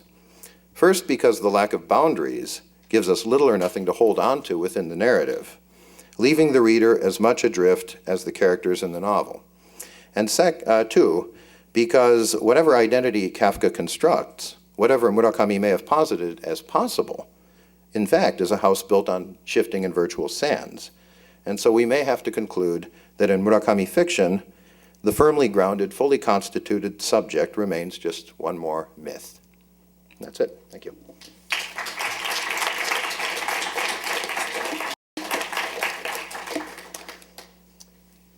So fire away. The target is lit up. Okay, then I'll be going for coffee. Yes, sir, please. Later on, at the end of the novel, after going through all these kind of weird experiences and transformations, the protagonist ends up going back to being a conventional junior high school student. You're asking me if I find this odd? Or you find it odd?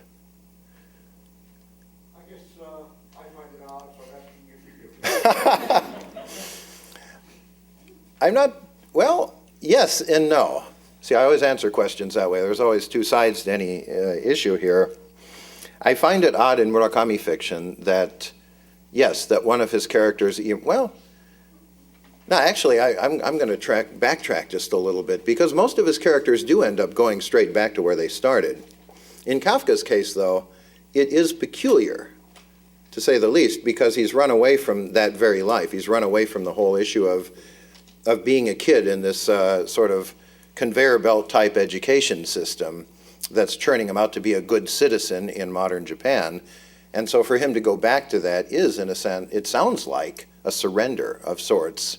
And that seems uncharacteristic. What makes it different, in my view, is the fact that he's come out prepared. And he is the first Murakami character to come out, in my view, from the unconscious prepared to take on the world, or to take on the system. I always call it the system, capital S there, that is Japanese society and social structure, and ready to take it on and maybe even win.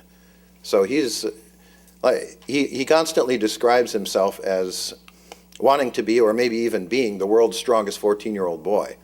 And it's entirely possible he's come out of his encounter with Saeki in the forest exactly that. So if he is, he may be capable of maintaining his own sense of identity while going through this very, dare I say, homogenizing education system, and still come out of that himself. On the other hand, one of my more recent ruminations on this novel suggests to me that Kafka may actually be entirely insane, and that every character that we run, I'm serious about this, every character we run into here, from Johnny Walker to this guy called Colonel Sanders and so on, is just one more little aspect of his madness. He may be a multiple personality case too. And I want to actually go into this for just a second. I've been thinking that Murakami may have been playing on the issue of the Shonen A case, the Sakakibara Jiken in, I think it was 97, where a 14-year-old boy murdered a little primary school student. And the similarities that I found between Kafka or people in the story, Johnny Walker included, struck me as frighteningly similar to some of the things they said about the young perpetrator they picked up, who had actually killed this little boy and beheaded him. He was, for one thing, strongly inclined against cats. He liked to kill and dissect small animals, including cats. The whole family threw things at them in the garden. He was obsessed with the Nazis. He was obsessed with Hitler. He had read Mein Kampf more than any other book. He drew swastikas all over his room, things like that. And Kafka, in this story, you remember, gets into, I think, he gets into Eichmann, doesn't he? I think that's who he reads in the novel. Of course, he's not anti-cat, but if Johnny Walker were a part of this very fragmented personality, then he is anti-cat. Kafka may just be one side of the overall whole. It's just something I've been bouncing around, and just for the record, I asked Murakami about that last night, and he said, oh, absolutely not. I had no notion of talking about any of that in this book. I think he's lying. No, I'm just kidding. It's hard to say. He assured me that he understands this book as little as I do, so I feel a little better. Are there any other queries? No, you can't. I'm sorry, Rebecca. No, I'm just kidding. Come on, go ahead. Go ahead. I don't mind. We can go around. Do you think Murakami is consciously putting post-structuralist themes of hyperreality and simulation, I guess? Do I think so? Yes. Does he admit to doing so? No. I'm being flippant, and I shouldn't on this point, because actually I think Murakami is probably sincere when he says he never considers issues like that when he writes, and I think Jay knows this far better than I do from all their conversations. Every time I've asked him about things like that, he has been very definite in saying, no, I don't consider the message, I don't consider the thematics, I'm not interested in your hyperreality or your post-structuralist or your postmodernism. It's all a load of hooey, you enjoy it if you wish, but that's not why I write. And I think he made it clear last night too, that his whole purpose in writing is to write for himself, and the readers can make what they want. And heaven help us, we've made a great deal of it, I think. And so my answer would be no, I don't think so. I don't think he's conscious of it. That doesn't mean it's not there. But is it all in me when I read a Murakami novel? I don't think so. I think there are patterns, and they may be unconscious patterns on the author's part. I think there certainly is. I'm probably going out on a huge limb here because I'm no psychologist, but I think there are definite patterns to the way an individual's mind works. He even told us there are certain things that turn him on when he's writing, elephants and wells and things. I think all of that feeds in. I think there's a definite pattern somewhere back there that he's probably not fully aware of, but it's certainly guiding him as his fingers do the walking. I think the back of his brain is guiding where they go, if that makes any sense. Yeah.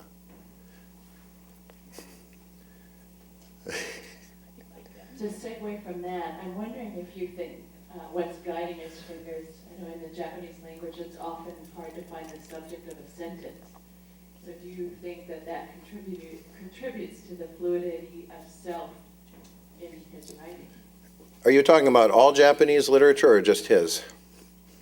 Well, if you can either way comment on him or what you've read. I would have to I would prefer to comment on him anyhow, because I think it may be that he actually uses a subject far more commonly, linguistically speaking, than any other writer I've encountered in Japanese writing.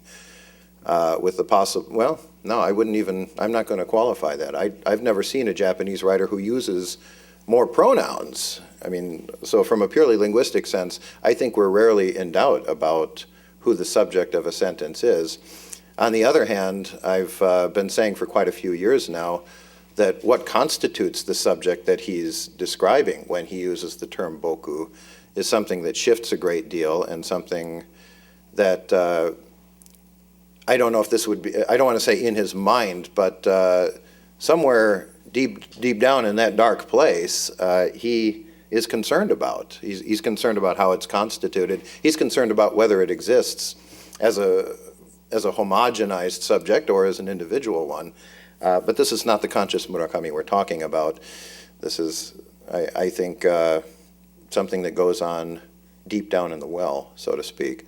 But again, I have to emphasize that may be entirely me. It may be something I'm concerned about in reading into Murakami, which I consider a valid approach. It's just that I see the pattern emerging again and again and again in his work, and I just can't, I don't see it in every other writer, put it that way. So I don't think it's me flipping out. I think there's something I'm responding to in Murakami. Yeah. Does that at all answer your question? I almost feel like I answered a different one. Okay. And uh-oh. You'll get your chance though. Please. I'm interested by your discussion after you started the question session about the interpretation of the whole situation in Kafka, I'm sure, as a madness for Kafka. And it seems like that is a more literal interpretation of, the facts in the novel than what you were presenting before, which is this metaphorical universe. Yes. Do you think it's possible to read him literally in any of his works, or Yeah. is it just more productive to look at his metaphorical universe? Well, I think you have to do both. And this is what scares me to death about the second reading that I just floated right at the end, and very recklessly, I might add, because it almost kind of took shape in my head on the airplane coming over here. But it suddenly dawned on me, hey, Kafka's nuts. And I don't like reading him that way. I don't like reading Murakami literally. I'm uncomfortable with that because I think the whole process of reading, in his case particularly, because he's so rich in his use of metaphor, whether it's intended or not, really suggests to us that we put in we do some input, we read actively, and that we respond to those images and in some sense allegorize them at times. It's dangerous to allegorize literature, and I realize that. But there are times that his work just lends itself so naturally to doing so that I can't resist. And so you find me out there on that limb again. Reading him literally is something I haven't really ever done. But on the other hand, I'm questioning in my mind whether he isn't moving toward, I mean, he has talked about being a more socially engaged writer in recent years. And my thought when it finally dawned on me that Kafka might actually be this, a reinterpretation of the shonen A character, was he did this in Underground to some extent. He took, there were two books, of course. The first was about the victims, and the second, he interviewed the perpetrators. Came out as one volume, I think, in English. And one of the things he was trying so hard to do was rehumanize both the victims and the cult members, which in my mind was almost like a fringe journalistic impulse. Like the mainstream press is screwing this up. They've oversimplified. Let's get down to the real people that we're dealing with here. And it just flitted through my mind, might he not be doing something similarly, but in a fictional way with Kafka? Maybe he's presenting to us his version of Shonen A, because the media, again, has taken this young boy, no longer a young boy, and turned him into simply a psychopathic monster. And there are a number of writers out there who would say, hold on, there might be more to the story. So, did that help at all? Okay, good. Yes, please.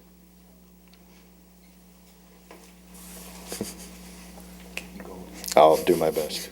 I've always thought of Murakami as something of an ethical writer.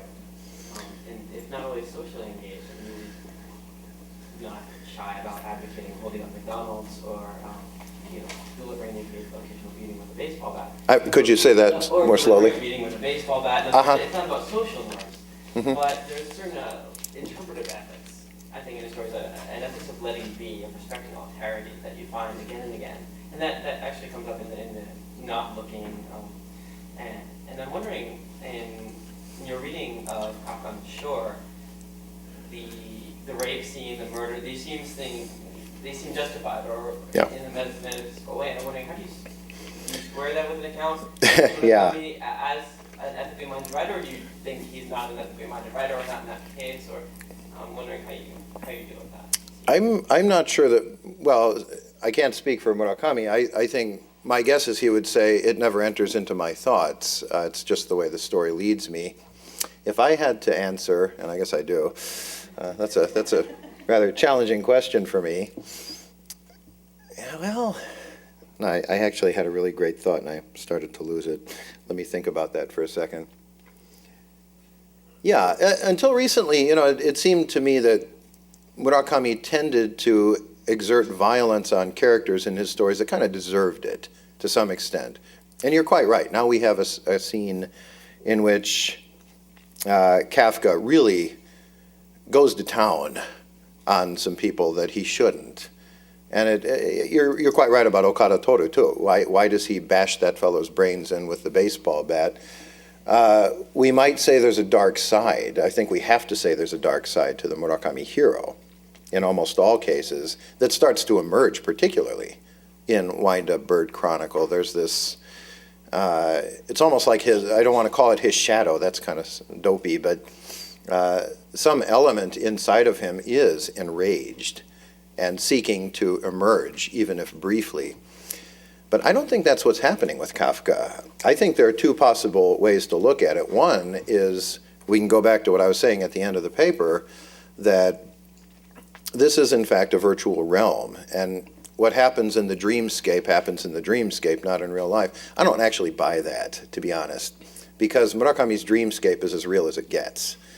And so I think Kafka becomes, if not an unethical character, I don't want to call him an unethical character, I want to call him somebody who is finally determined enough to see what he must do to exist or to be whole, and he reaches out and does it, and the hell with the consequences. And so does that make him unethical? Probably, to some extent.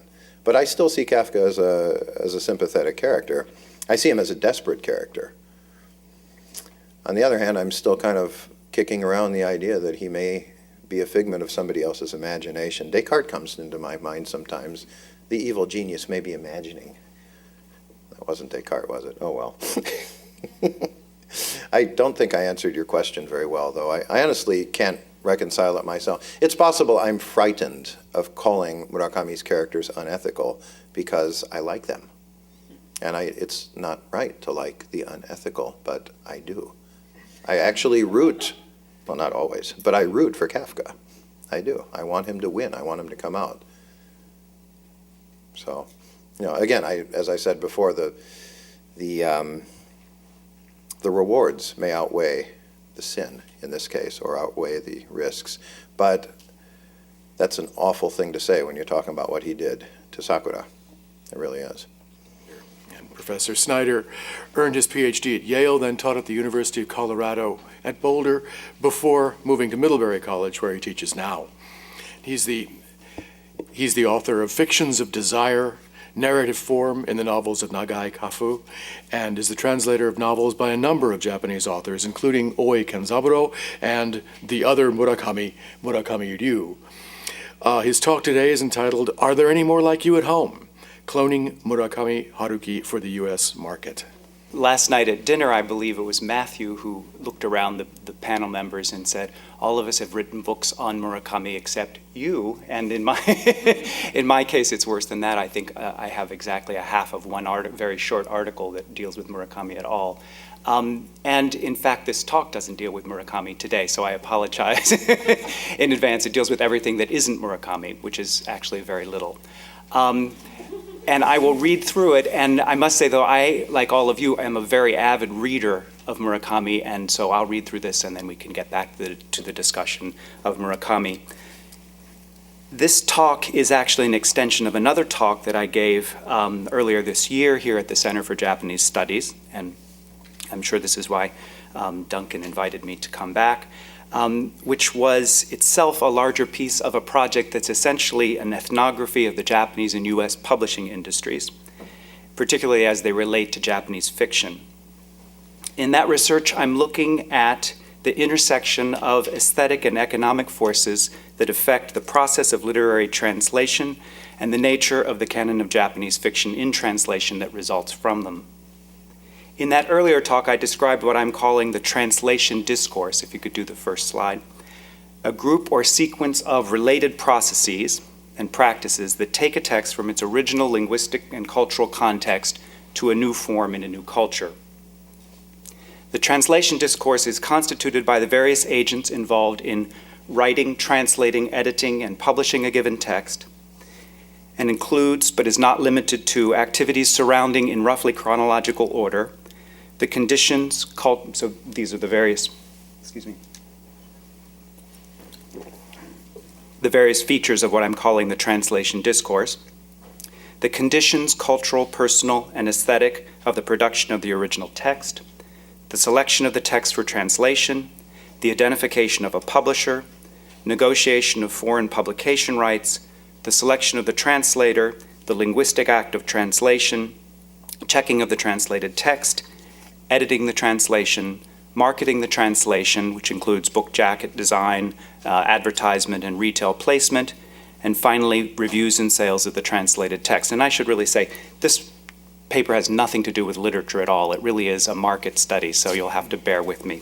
All of these activities, I argue, affect the practice of the individual translator, often in ways he or she can only partially perceive, but more importantly, they ultimately determine which books and writers do and do not get to travel abroad and participate in the context of global fiction. And obviously the relationship to Murakami's career is profound here. I concluded this earlier talk with an examination of Murakami's career in the United States as seen through the lens of this translation discourse. In other words, I ignored the role that his extraordinary, perhaps unique literary talent played in his success here, and focused instead on the other actors in the discourse, all the other people who do the things in this process. Murakami obviously is involved only in the first step. People such as J. Rubin, who fortunately is with us, can describe his role, Philip Gabriel, Alfred Birnbaum, who actually is a good friend of mine. So he's not that reclusive. Amanda Urban, Gary Fisketjon, Robert Gottlieb, Elmer Luke, and Chip Kidd. And if you don't know any of those names, I can tell you who they are, but they all are enormously powerful figures in publishing, each of whom played a very, very important role in Murakami's career. They each played an important role in creating what someone else has called the Haruki phenomenon. And while it's undeniable that the literary gifts of Murakami Haruki are the primary factor in this phenomenon, not only here but around the world, I felt it was important in order to understand, I felt it was important to consider the roles played by translators, agents, editors, and jacket designers in order to understand the extra-literary, generally market-driven forces that shape a translated text and determine its ultimate reception. I chose to examine Murakami's career in this context not because it was typical, but because it has been completely exceptional and serves, therefore, as a reminder of the way this discourse has not functioned successfully in the case of other contemporary Japanese writers. My focus today, as my title suggests, is on the effect that the Murakami phenomenon has had on everyone else and everything else, the way that the search for another Murakami has driven the activities of translators, literary agents, publishers, editors, and even jacket designers in the last 2 decades, and the effect this search has ultimately had on the shape of the canon of Japanese literature in translation. What I want to do today is give a very brief and admittedly idiosyncratic overview of the publishing history of contemporary Japanese fiction in English translation during the past 20 years, admittedly fairly ambitious, but I think I can do it in about 20 minutes. Focusing again on the commercial rather than the aesthetic forces shaping that history, and working under the assumption that much of this history has been driven by the search in the publishing industry for another Murakami, a clone for Murakami. In 1989, the year that Kodansha International published Alfred Birnbaum's translation of Hitsuji o Meguru Boken, or A Wild Sheep Chase, I happened to be living in the western suburbs of Tokyo, and I remember an exhibit in a local department store window that advertised a survey that the book section of the department store was conducting to gauge reader opinion of a group of writers they had identified as the Big Four. Anyone want to venture a guess as to who the Big Four were? In 1989? They were namely Murakami Haruki, Murakami Ryu, Yoshimoto Banana, and Yamada Amy.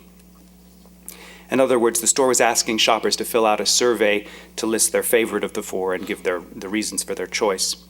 It may be hard now to think of these 4 writers as a peer group, but at the time they were all extremely popular, certainly in Japan, and it was far from clear that one or another of them would emerge as the preeminent figure, either in Japan or abroad. In fact, the department store later actually, at my request, gave me all of these forms, and Murakami came in a distant second to Yoshimoto Banana as the favorite writer among this particular sample. It may also be hard to remember now, but there was a moment when a number of Japanese writers, and these 4 in particular, seemed poised to break through to a larger international audience. I've argued elsewhere that the promotion of Murakami's works, first by Kodansha International and later by The New Yorker and Knopf, was driven partly by a self-conscious, or at least subconscious, search for a literary equivalent to the Japanese cars and consumer electronics that were flooding global and US markets in this period. And later, as a literary contribution to the national branding that Douglas McGray has famously called Japan's gross national cool. But it's worth recalling that in the early 1990s, it was far from clear that Murakami would be the only or even the most important writer in this category. These were indeed potentially heady days for the Big Four. After Murakami's successful launch in translation by Kodansha International in 1989 and the appearance of his TV people in The New Yorker in September of 1990, publishers began to gear up for other debuts. Grove Press, in fact, spent far more on pre-publication publicity for Yoshimoto Banana's Kitchen. If you could do the next slide, please. Than Kodansha International did for Wild Sheep Chase, including, some of you may remember, a campaign of full-page manga advertisements by Art Spiegelman designed to stimulate what they hoped would be banana mania. As a result, initial sales for Yoshimoto's first work in translation, published in 1993, were in fact quite substantial. And Kodansha International had similarly high hopes for Murakami Ryu after losing Murakami Haruki to Knopf. They had published his Almost Transparent Blue a number of years earlier with modest results, but in preparation for the publication of my translation of Coin Locker Babies in 1995, the next slide, they hired an expensive New York jacket designer who was in fact paid more to design the jacket than I was paid for the translation, I might add. That did great, as you can imagine. And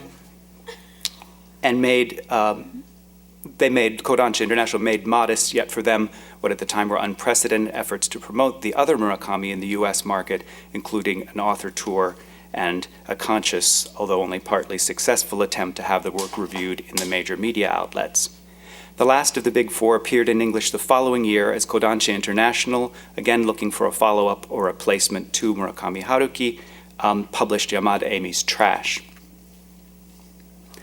The remarkable, though perhaps obvious, aspect of these four debuts, stretching from 1989 to 1996, is that while Murakami Haruki's was the beginning of a career that has seen his popularity and presumably sales of his work increase with each subsequent publication in English, the other three, to varying degrees, have experienced career trajectories, in the US at least, that have been largely downhill.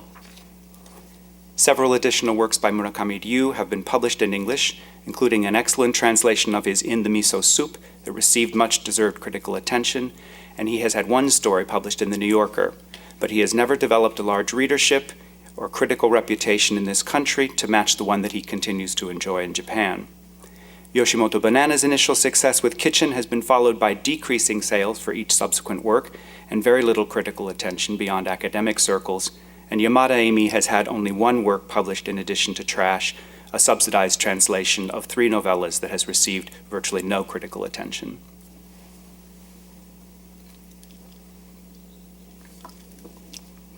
So one might say that the promise of the late 1980s for the Big Four as exportable literary commodities burst along with the economic bubble that perhaps contributed to the creation of these expectations in the first place. In other words, the sense of Japan as a culture destined for global ascendance, for which its major writers would be inevitable ambassadors, drove the rapid introduction of writers overseas, but the tarnishing of this image in the post-bubble years slowed or altered the paths of cultural exports, at least in the literary field, a slowdown which only Murakami Haruki managed to avoid or transcend. The other writer who helped shape the overseas reception of Japanese fiction in this period was, of course, Oe Kenzaburo, whose selection for the Nobel Prize for Literature in 1994 was initially seen as an enormous coup for Japanese writers in general, and potentially the dawn of a new golden age, one that might have reproduced the critical and commercial successes enjoyed by the big three of the post-war period, Mishima, Kawabata, and Tanizaki. But ultimately, the trajectory of Oe's career in English translation after the Nobel Prize has been more similar to that of Yoshimoto or Murakami Ryu than to that of Murakami Haruki. There was considerable initial enthusiasm, and a large number of translations were published in short order from several presses, but none of them achieved either critical or commercial success. And significantly, the year of Oe's prize, 1994, was the same year that Murakami was being anointed as the official Japanese New Yorker writer. The next slide, please. Appearing in a Richard Avedon group portrait, commissioned by the magazine to celebrate its writers. And it could be argued that this image of Murakami, pictured here between Bobby Ann Mason and Ann Beattie, and sharing space with John Updike, who incidentally would later write a rave review of Kafka for the magazine, does more to determine the future of Japanese fiction in English translation than the 1994 Nobel Prize for Literature. Oe himself, who carried on a well-documented, if largely one-sided feud with Murakami for a number of years over the future of serious fiction in Japan, has in subsequent years suggested that he personally was responsible for the lost opportunity represented by this moment. He now says that he realizes that after the prize, many readers came to his work to experience new Japanese fiction, but were disappointed or daunted by the difficulty of his fiction, and perhaps never gave other Japanese writers a chance. Whether this is accurate or not, it is certainly the case that, for example, the very prominent and very negative reviews of the English translation of Somersault, which of course was translated by one of Murakami's translators, Oe's first novel, this is Oe's first novel after receiving the prize, did little to help the careers of the remaining members of the erstwhile Big Four. In the mid-1990s, Murakami's career in the US began to benefit from exposure in The New Yorker and the kind of promotional help that can be offered by a publisher such as Knopf, including, not incidentally, the extraordinary jackets that Chip Kidd, the next slide, began designing. This is a monograph on Chip Kidd's work. And Chip Kidd, if you're not familiar with him, is easily the most famous jacket designer in this country, and he designs all of Murakami's jackets for Knopf. The publication in 1997 of an obvious masterpiece such as the Wind-Up Bird Chronicle, there's another slide there, in J. Rubin's masterful translation, confirmed Murakami's position as the preeminent Japanese novelist in the American market. But it also, I would argue, began the search by various actors in the translation discourse, translators, editors, agents, and publishers, for the next Murakami, a search that continues actively to this day, and I should say unsuccessfully. In the last few minutes of my time, I want to talk briefly about just a few examples of this attempt to clone Murakami, mainly ones that I've had something to do with directly, though there are clearly others that could be cited. I would say by way of introduction, however, that I'm not suggesting that this search is in any way unique to Murakami's case. Publishers like filmmakers or electronics companies, or indeed all businesses, are constantly searching for a new product that can repeat the success of an existing one. And perhaps in the Japanese case, or the case of Japanese products in the US, a cultural stereotype of reproducibility may feed this impulse still further. After all, the initial successes of Honda and Datsun in the US market led to Toyotas, Mazdas, and Subarus. Ichiro brought Matsui and Matsuzaka. Why wouldn't a culture that can copy things so efficiently, even brilliantly, be able to produce another novelist along the lines of Murakami?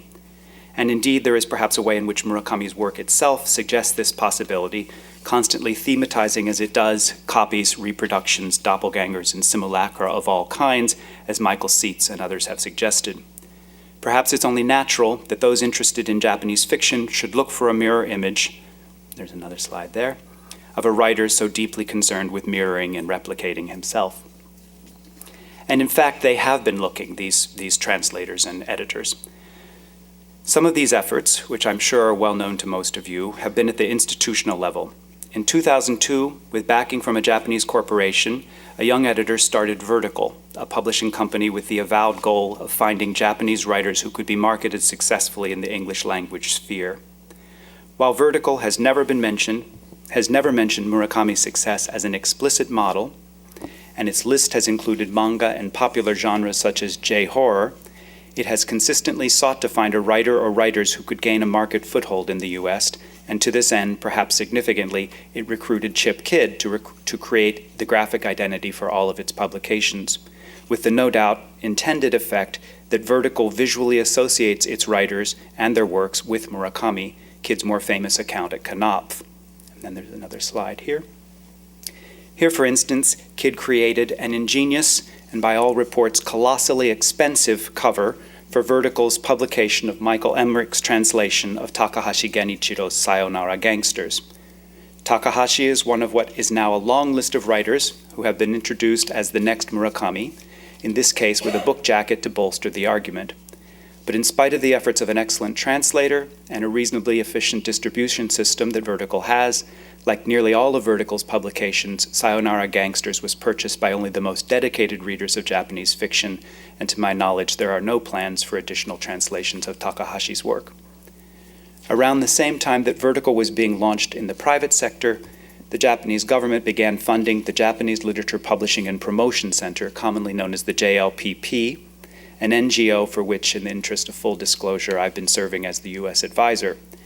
While the initial charge of the JLPP was simply to support the translation of Japanese fiction into English, French, German, and Russian, over time the directorate and staff of the organization, apparently in response to promptings from the Ministry of Culture, have become increasingly concerned with the identification of writers who have the potential to achieve commercial success, particularly in the English language market. So they're not explicitly looking for another Murakami, but in effect they are. The JLPP identifies a new list of works each year, selects and pays translators, checks and edits the translations, and markets them to publishing companies in the US, UK, and Australia. In other words, it basically consolidates under one roof all of the phases of the translation discourse I was describing earlier. Significantly, among its current staff members, it counts both Alfred Birnbaum, Murakami's first translator, and Elmer Luke, the editor who initially promoted Murakami's career at Kodansha International. The JLPP has published a work by Big Four member Yamada Amy, and its selection committee has considered or chosen works by other candidates, at least in the minds of anxious publishers, for this coveted title of successor to Murakami, including such diverse figures as Abe Kazushige, Machida Ko, Tawada Yoko, and Yoshida Shuichi. But despite these efforts, the JLPP has placed few titles with major commercial publishers, and sales results for the 40 or so works published in English to date by JLPP sponsorship have been largely disappointing.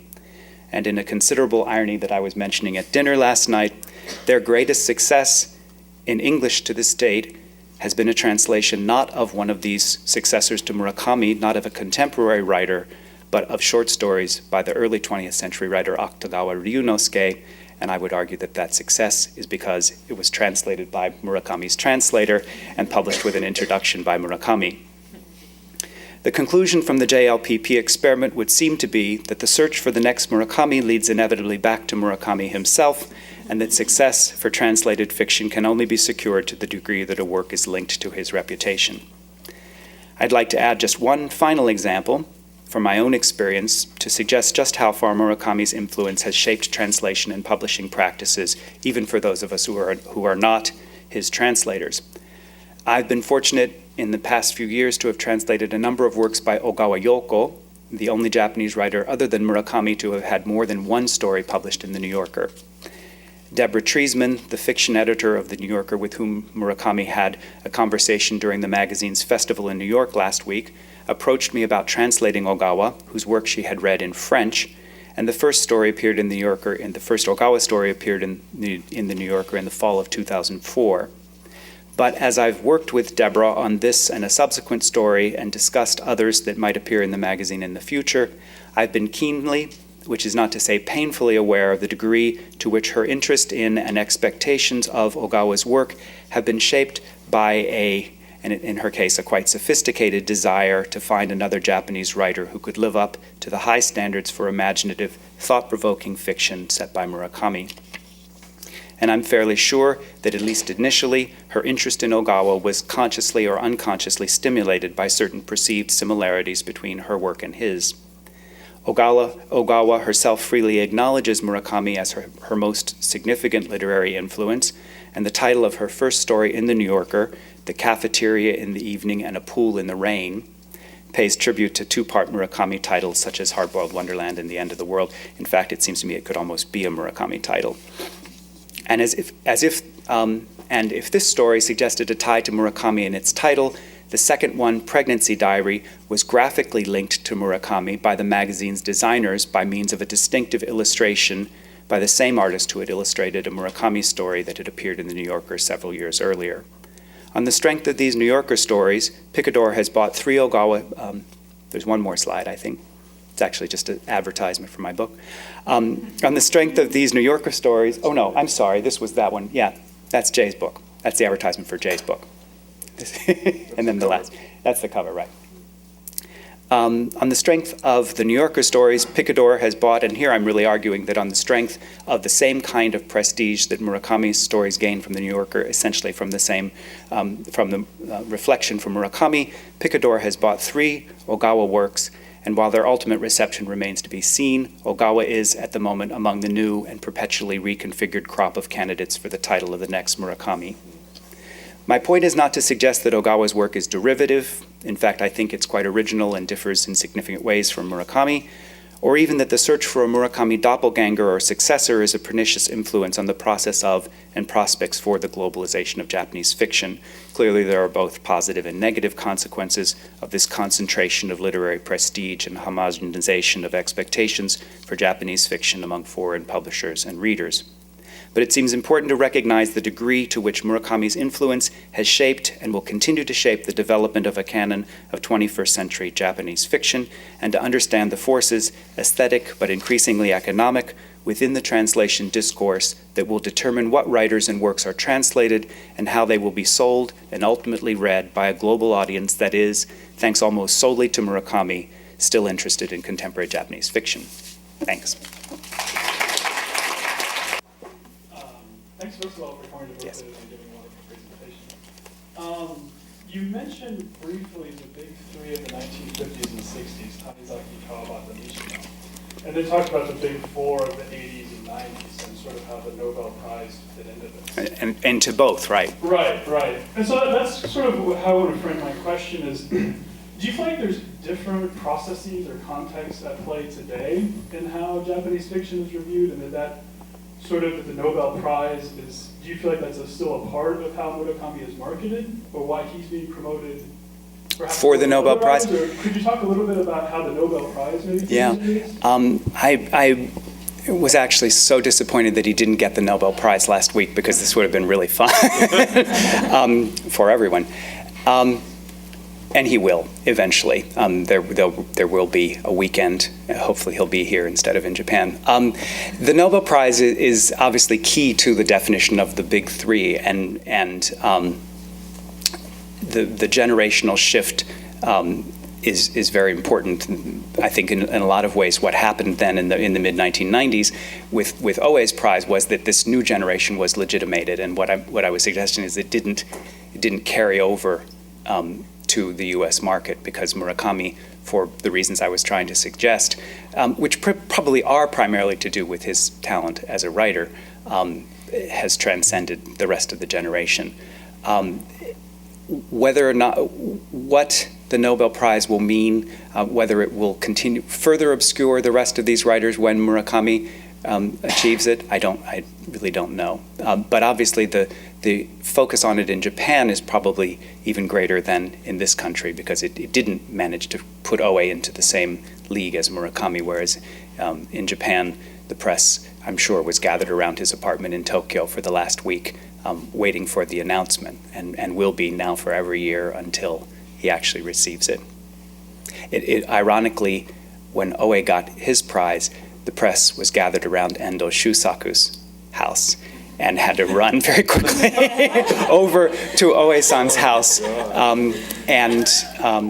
which may explain really what happened there, that there was a kind of counterintuitive, the award was counterintuitive to the Japanese reading public, I think.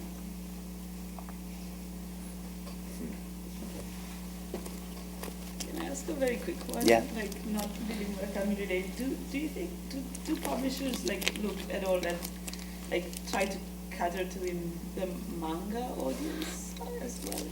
Is that also something that's, because that seems also sort of a natural market that could be stolen to contemporary Japanese? They do, and most publishers now are moving toward doing both things. Vertical was founded with the intention of doing both manga, and although they consider what they do to be art manga. I was more thinking in terms of all those strategies, do they try to, market fiction as something kind of close to manga? I think so. Graphics or I think absolutely that they realize that the manga readership is larger and more enthusiastic. Are you talking about translated fiction now? Or yeah. And that's the pre-existing interest. And so, for instance, the cover to Jay's translation of Akutagawa makes it appear to be a manga, even though it isn't. Not exactly, anyway. And so, right. And of course, again, I would go back to Vertical as the model here. They tend to pick writers who have manga roots. A number of writers do, even who write from people like Kanehara Hiromi really have roots in manga, and so I think they do capitalize on that. Right. The cover to, this one, in the back, it's sort of upside down and there's kanji on it. Right. So that also, I don't know. Yeah. That reminds I'm me sure of the graphics. the graphic designers, the jacket designers are very conscious of manga. Yeah, and people like Murakami Takashi, to mention the third Murakami, who obviously is a hybrid artist. He increasingly is sort of the dominant ethos here, not rejecting manga or trying to separate yourself from it, but connecting to it as richly as possible. I'm very interested in your paper or your subject in terms of how wide this is not just the great writer and the chip kid stuff who have somehow also become idolatry towards And I tried earlier in my life to get rid of mine, loving the Beatles or John Lennon, and say, no, I'd rather have someone ask my autograph, you know? But I noticed, like, is there a difference in England that Harville seems to put out these really specialized, high-end, and even though he said last night, I don't do commercial or market research, that he is actually putting out very special editions of Norwegian wood in a clamshell box, an elegant, cool, and autographed. I don't want to go to San Francisco today and get his autograph. But those things aren't done by Knopf, although they have an incredible cover. Some are, in my opinion. England, Harville has a different negotiation with him? Is it a different program in England or Britain to be... You clearly know more than I do, because I'd never heard of these clamshell box editions. I didn't realize they were doing that. But limited editions of wow. Rock on the Shore, Yeah. Norwegian wood that Yeah. are astonishingly now expensive. Yeah. Yeah. I'm not a book collector for money, Yeah. but I am a Murakami nut. It's like he's a rock star. Yeah, I don't know yeah. why. Well, I'll leave that portion to you, but I can comment. I actually do market studies. For the number of times that Murakami last night said, I don't do market studies. This obviously, in some ways, my work right now is kind of an ethnography of publishing, and I spend more time in the Frankfurt Book Fair, it seems, than at literary conferences. But it's a more interesting place. But I'm very aware of the difference between the US market and the UK market. Obviously, with a small percentage of our population, the numbers should be less, but typically an English translation of a Japanese novel sells as many or more copies in the UK than it does in Britain, not the whole UK, than it does in the US. And Japanese publishers and the international foreign rights agents are more anxious in some ways to sell to Britain, although ironically the translators are all here, and so typically the first contract is with a US publishing house and then they buy them. But for instance, I translated a book called Out by Natsuo Kirino that I think is probably, after Murakami's novels, the best seller for a Japanese novel, because it's a mystery and won a mystery award. But by all rights, it should have sold much more here. I think it sold 80,000 copies in the States. It sold more than that in Britain. And they typically buy the same titles, but they have much better distribution networks. And I think there's less resistance in Britain to reading translated fiction. Famously, the US, it's 3% of titles are foreign titles that are sold on the bookshelves here. It would be much higher than that in Britain. So which one is the one that sells like in the whole world? Like, is it usually the American edition that is? I mean, like a lot of people read things in English when right, and British publishers do slight re-edits to re-anglicize them. But are you asking which one becomes then the sort of standard? The international. Usually the American edition, and in some famous cases. There have been, particularly Wind Up Bird Chronicle being perhaps the most famous case. The difficulty is that in many countries, the novel is not translated directly from Japanese in the major, but it's translated from English. So then the English and the problem there is that the English then takes on the status of an original. And in the case of Wind Up Bird Chronicle, where the original is quite different from the translation, there in the German case, for instance, there was you must be aware of this, there was quite a discussion about the ethics of making the English the original, right? Thank you, Professor Snyder, very much.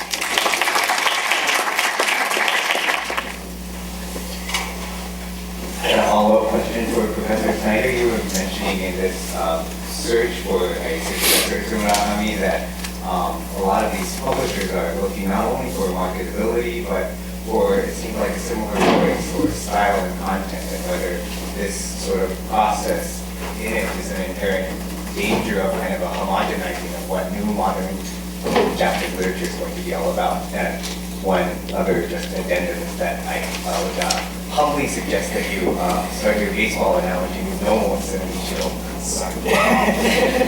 Thank you very much. Yes, it should go back further, showing my prejudice. obviously that was the intent of my paper, and a subtext, and I could give you, I think, somewhat chilling examples of the way editors seem to be intent on shaping the way Japanese translated fiction will sound, and I don't believe they're consciously doing it, but I believe they have a certain kind of need to hear something that resonates with Murakami in contemporary writers. Of course, there's such a wide range of fiction that in some cases it doesn't work at all.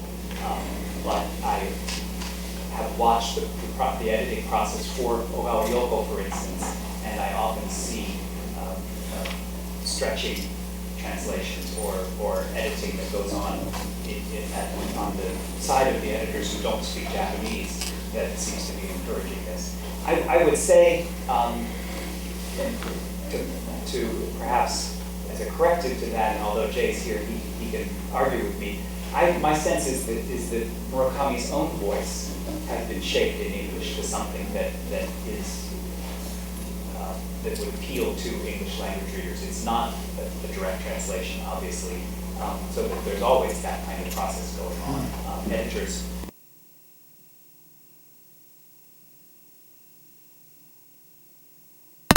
English style, and I feel that's emerged from Murakami from Jay and Philip Gabriel. But I do feel like the prestige of his style definitely has an homogenizing effect. Then, can I ask one more question?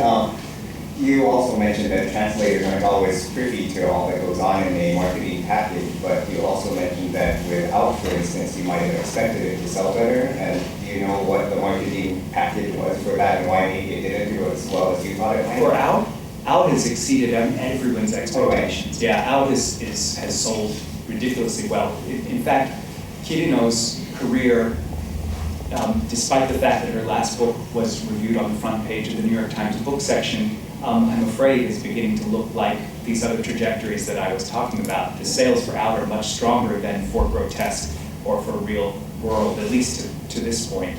The marketing package for Out was a Kodansha International package, so in other words, it was non-existent. When Vintage bought the paperback rights, then it had a serious marketing campaign, which had involved actually bringing Kirino to New York, where she hired Big Hero. The powerhouse. Could you tell me more about JIPP? I'd rather talk about Murakami and the people, but they have a wonderful website. It's a government-funded NGO that actually was the brainchild of the governor of Tokyo, and it receives on the order of $2 million to $3 million a year, depending on the budget year, to support translation of Japanese fiction. And they select titles and then shepherd them all the way to the point where they then try to hand them off to publishers to sell them, and they do it in 4 languages. It's a wonderful program that to this point has had somewhat limited success, although they've published 50 books. Hi, this is for the whole panel, but I was thinking another way of interpreting or translating Murakami is by dramatizing or filming it. And I was wondering if any of you had seen Tomi Takikami and what you thought of it. I found it very antiseptic and not how I visualize Murakami when I read him. So I'd love to get your impressions of that. Well, I'll go out and say I found it quite depressing,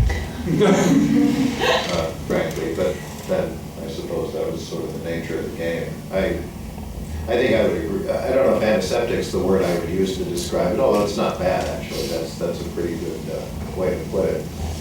I just found it dreadfully slow, and just, you know, maybe I'm too much reared on the action film. I'm not that big an action film guy, but this one just depressed me completely, to be honest. It's not a cheery story. Well, yeah, there is that.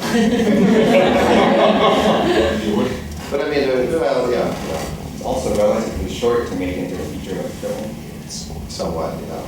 Well, it's very stylized. Like it really looks like this exercise in film adaptation. Like it has all the lines from, like the characters saying the lines from the book, and like, isn't there like the thing that they do all the time where the character is saying, and then she said, blah blah blah. And That's it's like, true of all adaptations of Murakami. It's an amazing thing. I've seen stage adaptations in Japanese, stage adaptations in English, films. I get a lot of amateur film people just send me their films, and There's a lot of it on YouTube too. They're doing scenes from Wind Up Bird Chronicle on YouTube. Really? Yeah, you punch that into YouTube.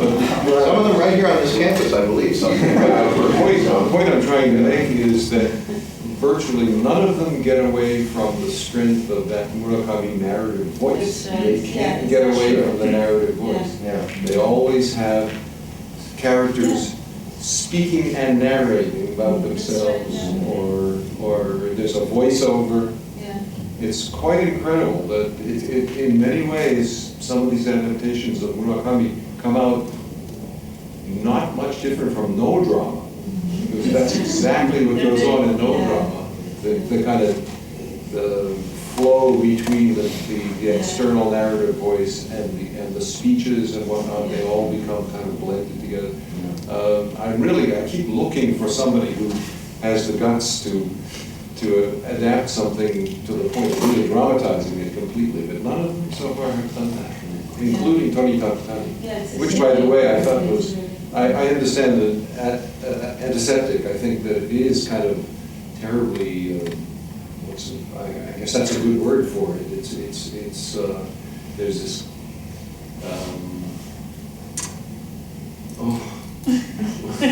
just everything is held in such check. It's sort of held, everything is held back so much that there's very little overt expression of emotion, and yet I think that finally it's kind of true to the mood of the story. And I love the story. That was one of the ones I translated, and was thrilled that the New Yorker took it. They don't take everything. I've had several stories that they didn't want, and I would have to overall say I was kind of pleased with that. But you somehow said it in a good way that wasn't terribly this or wasn't terribly. It's such an unemphatic film. You can't get really angry about it, and you can't get really swept up by it. It sort of it doesn't quite do much of anything, but it somehow conveys something of the mood of that story, which is a great story.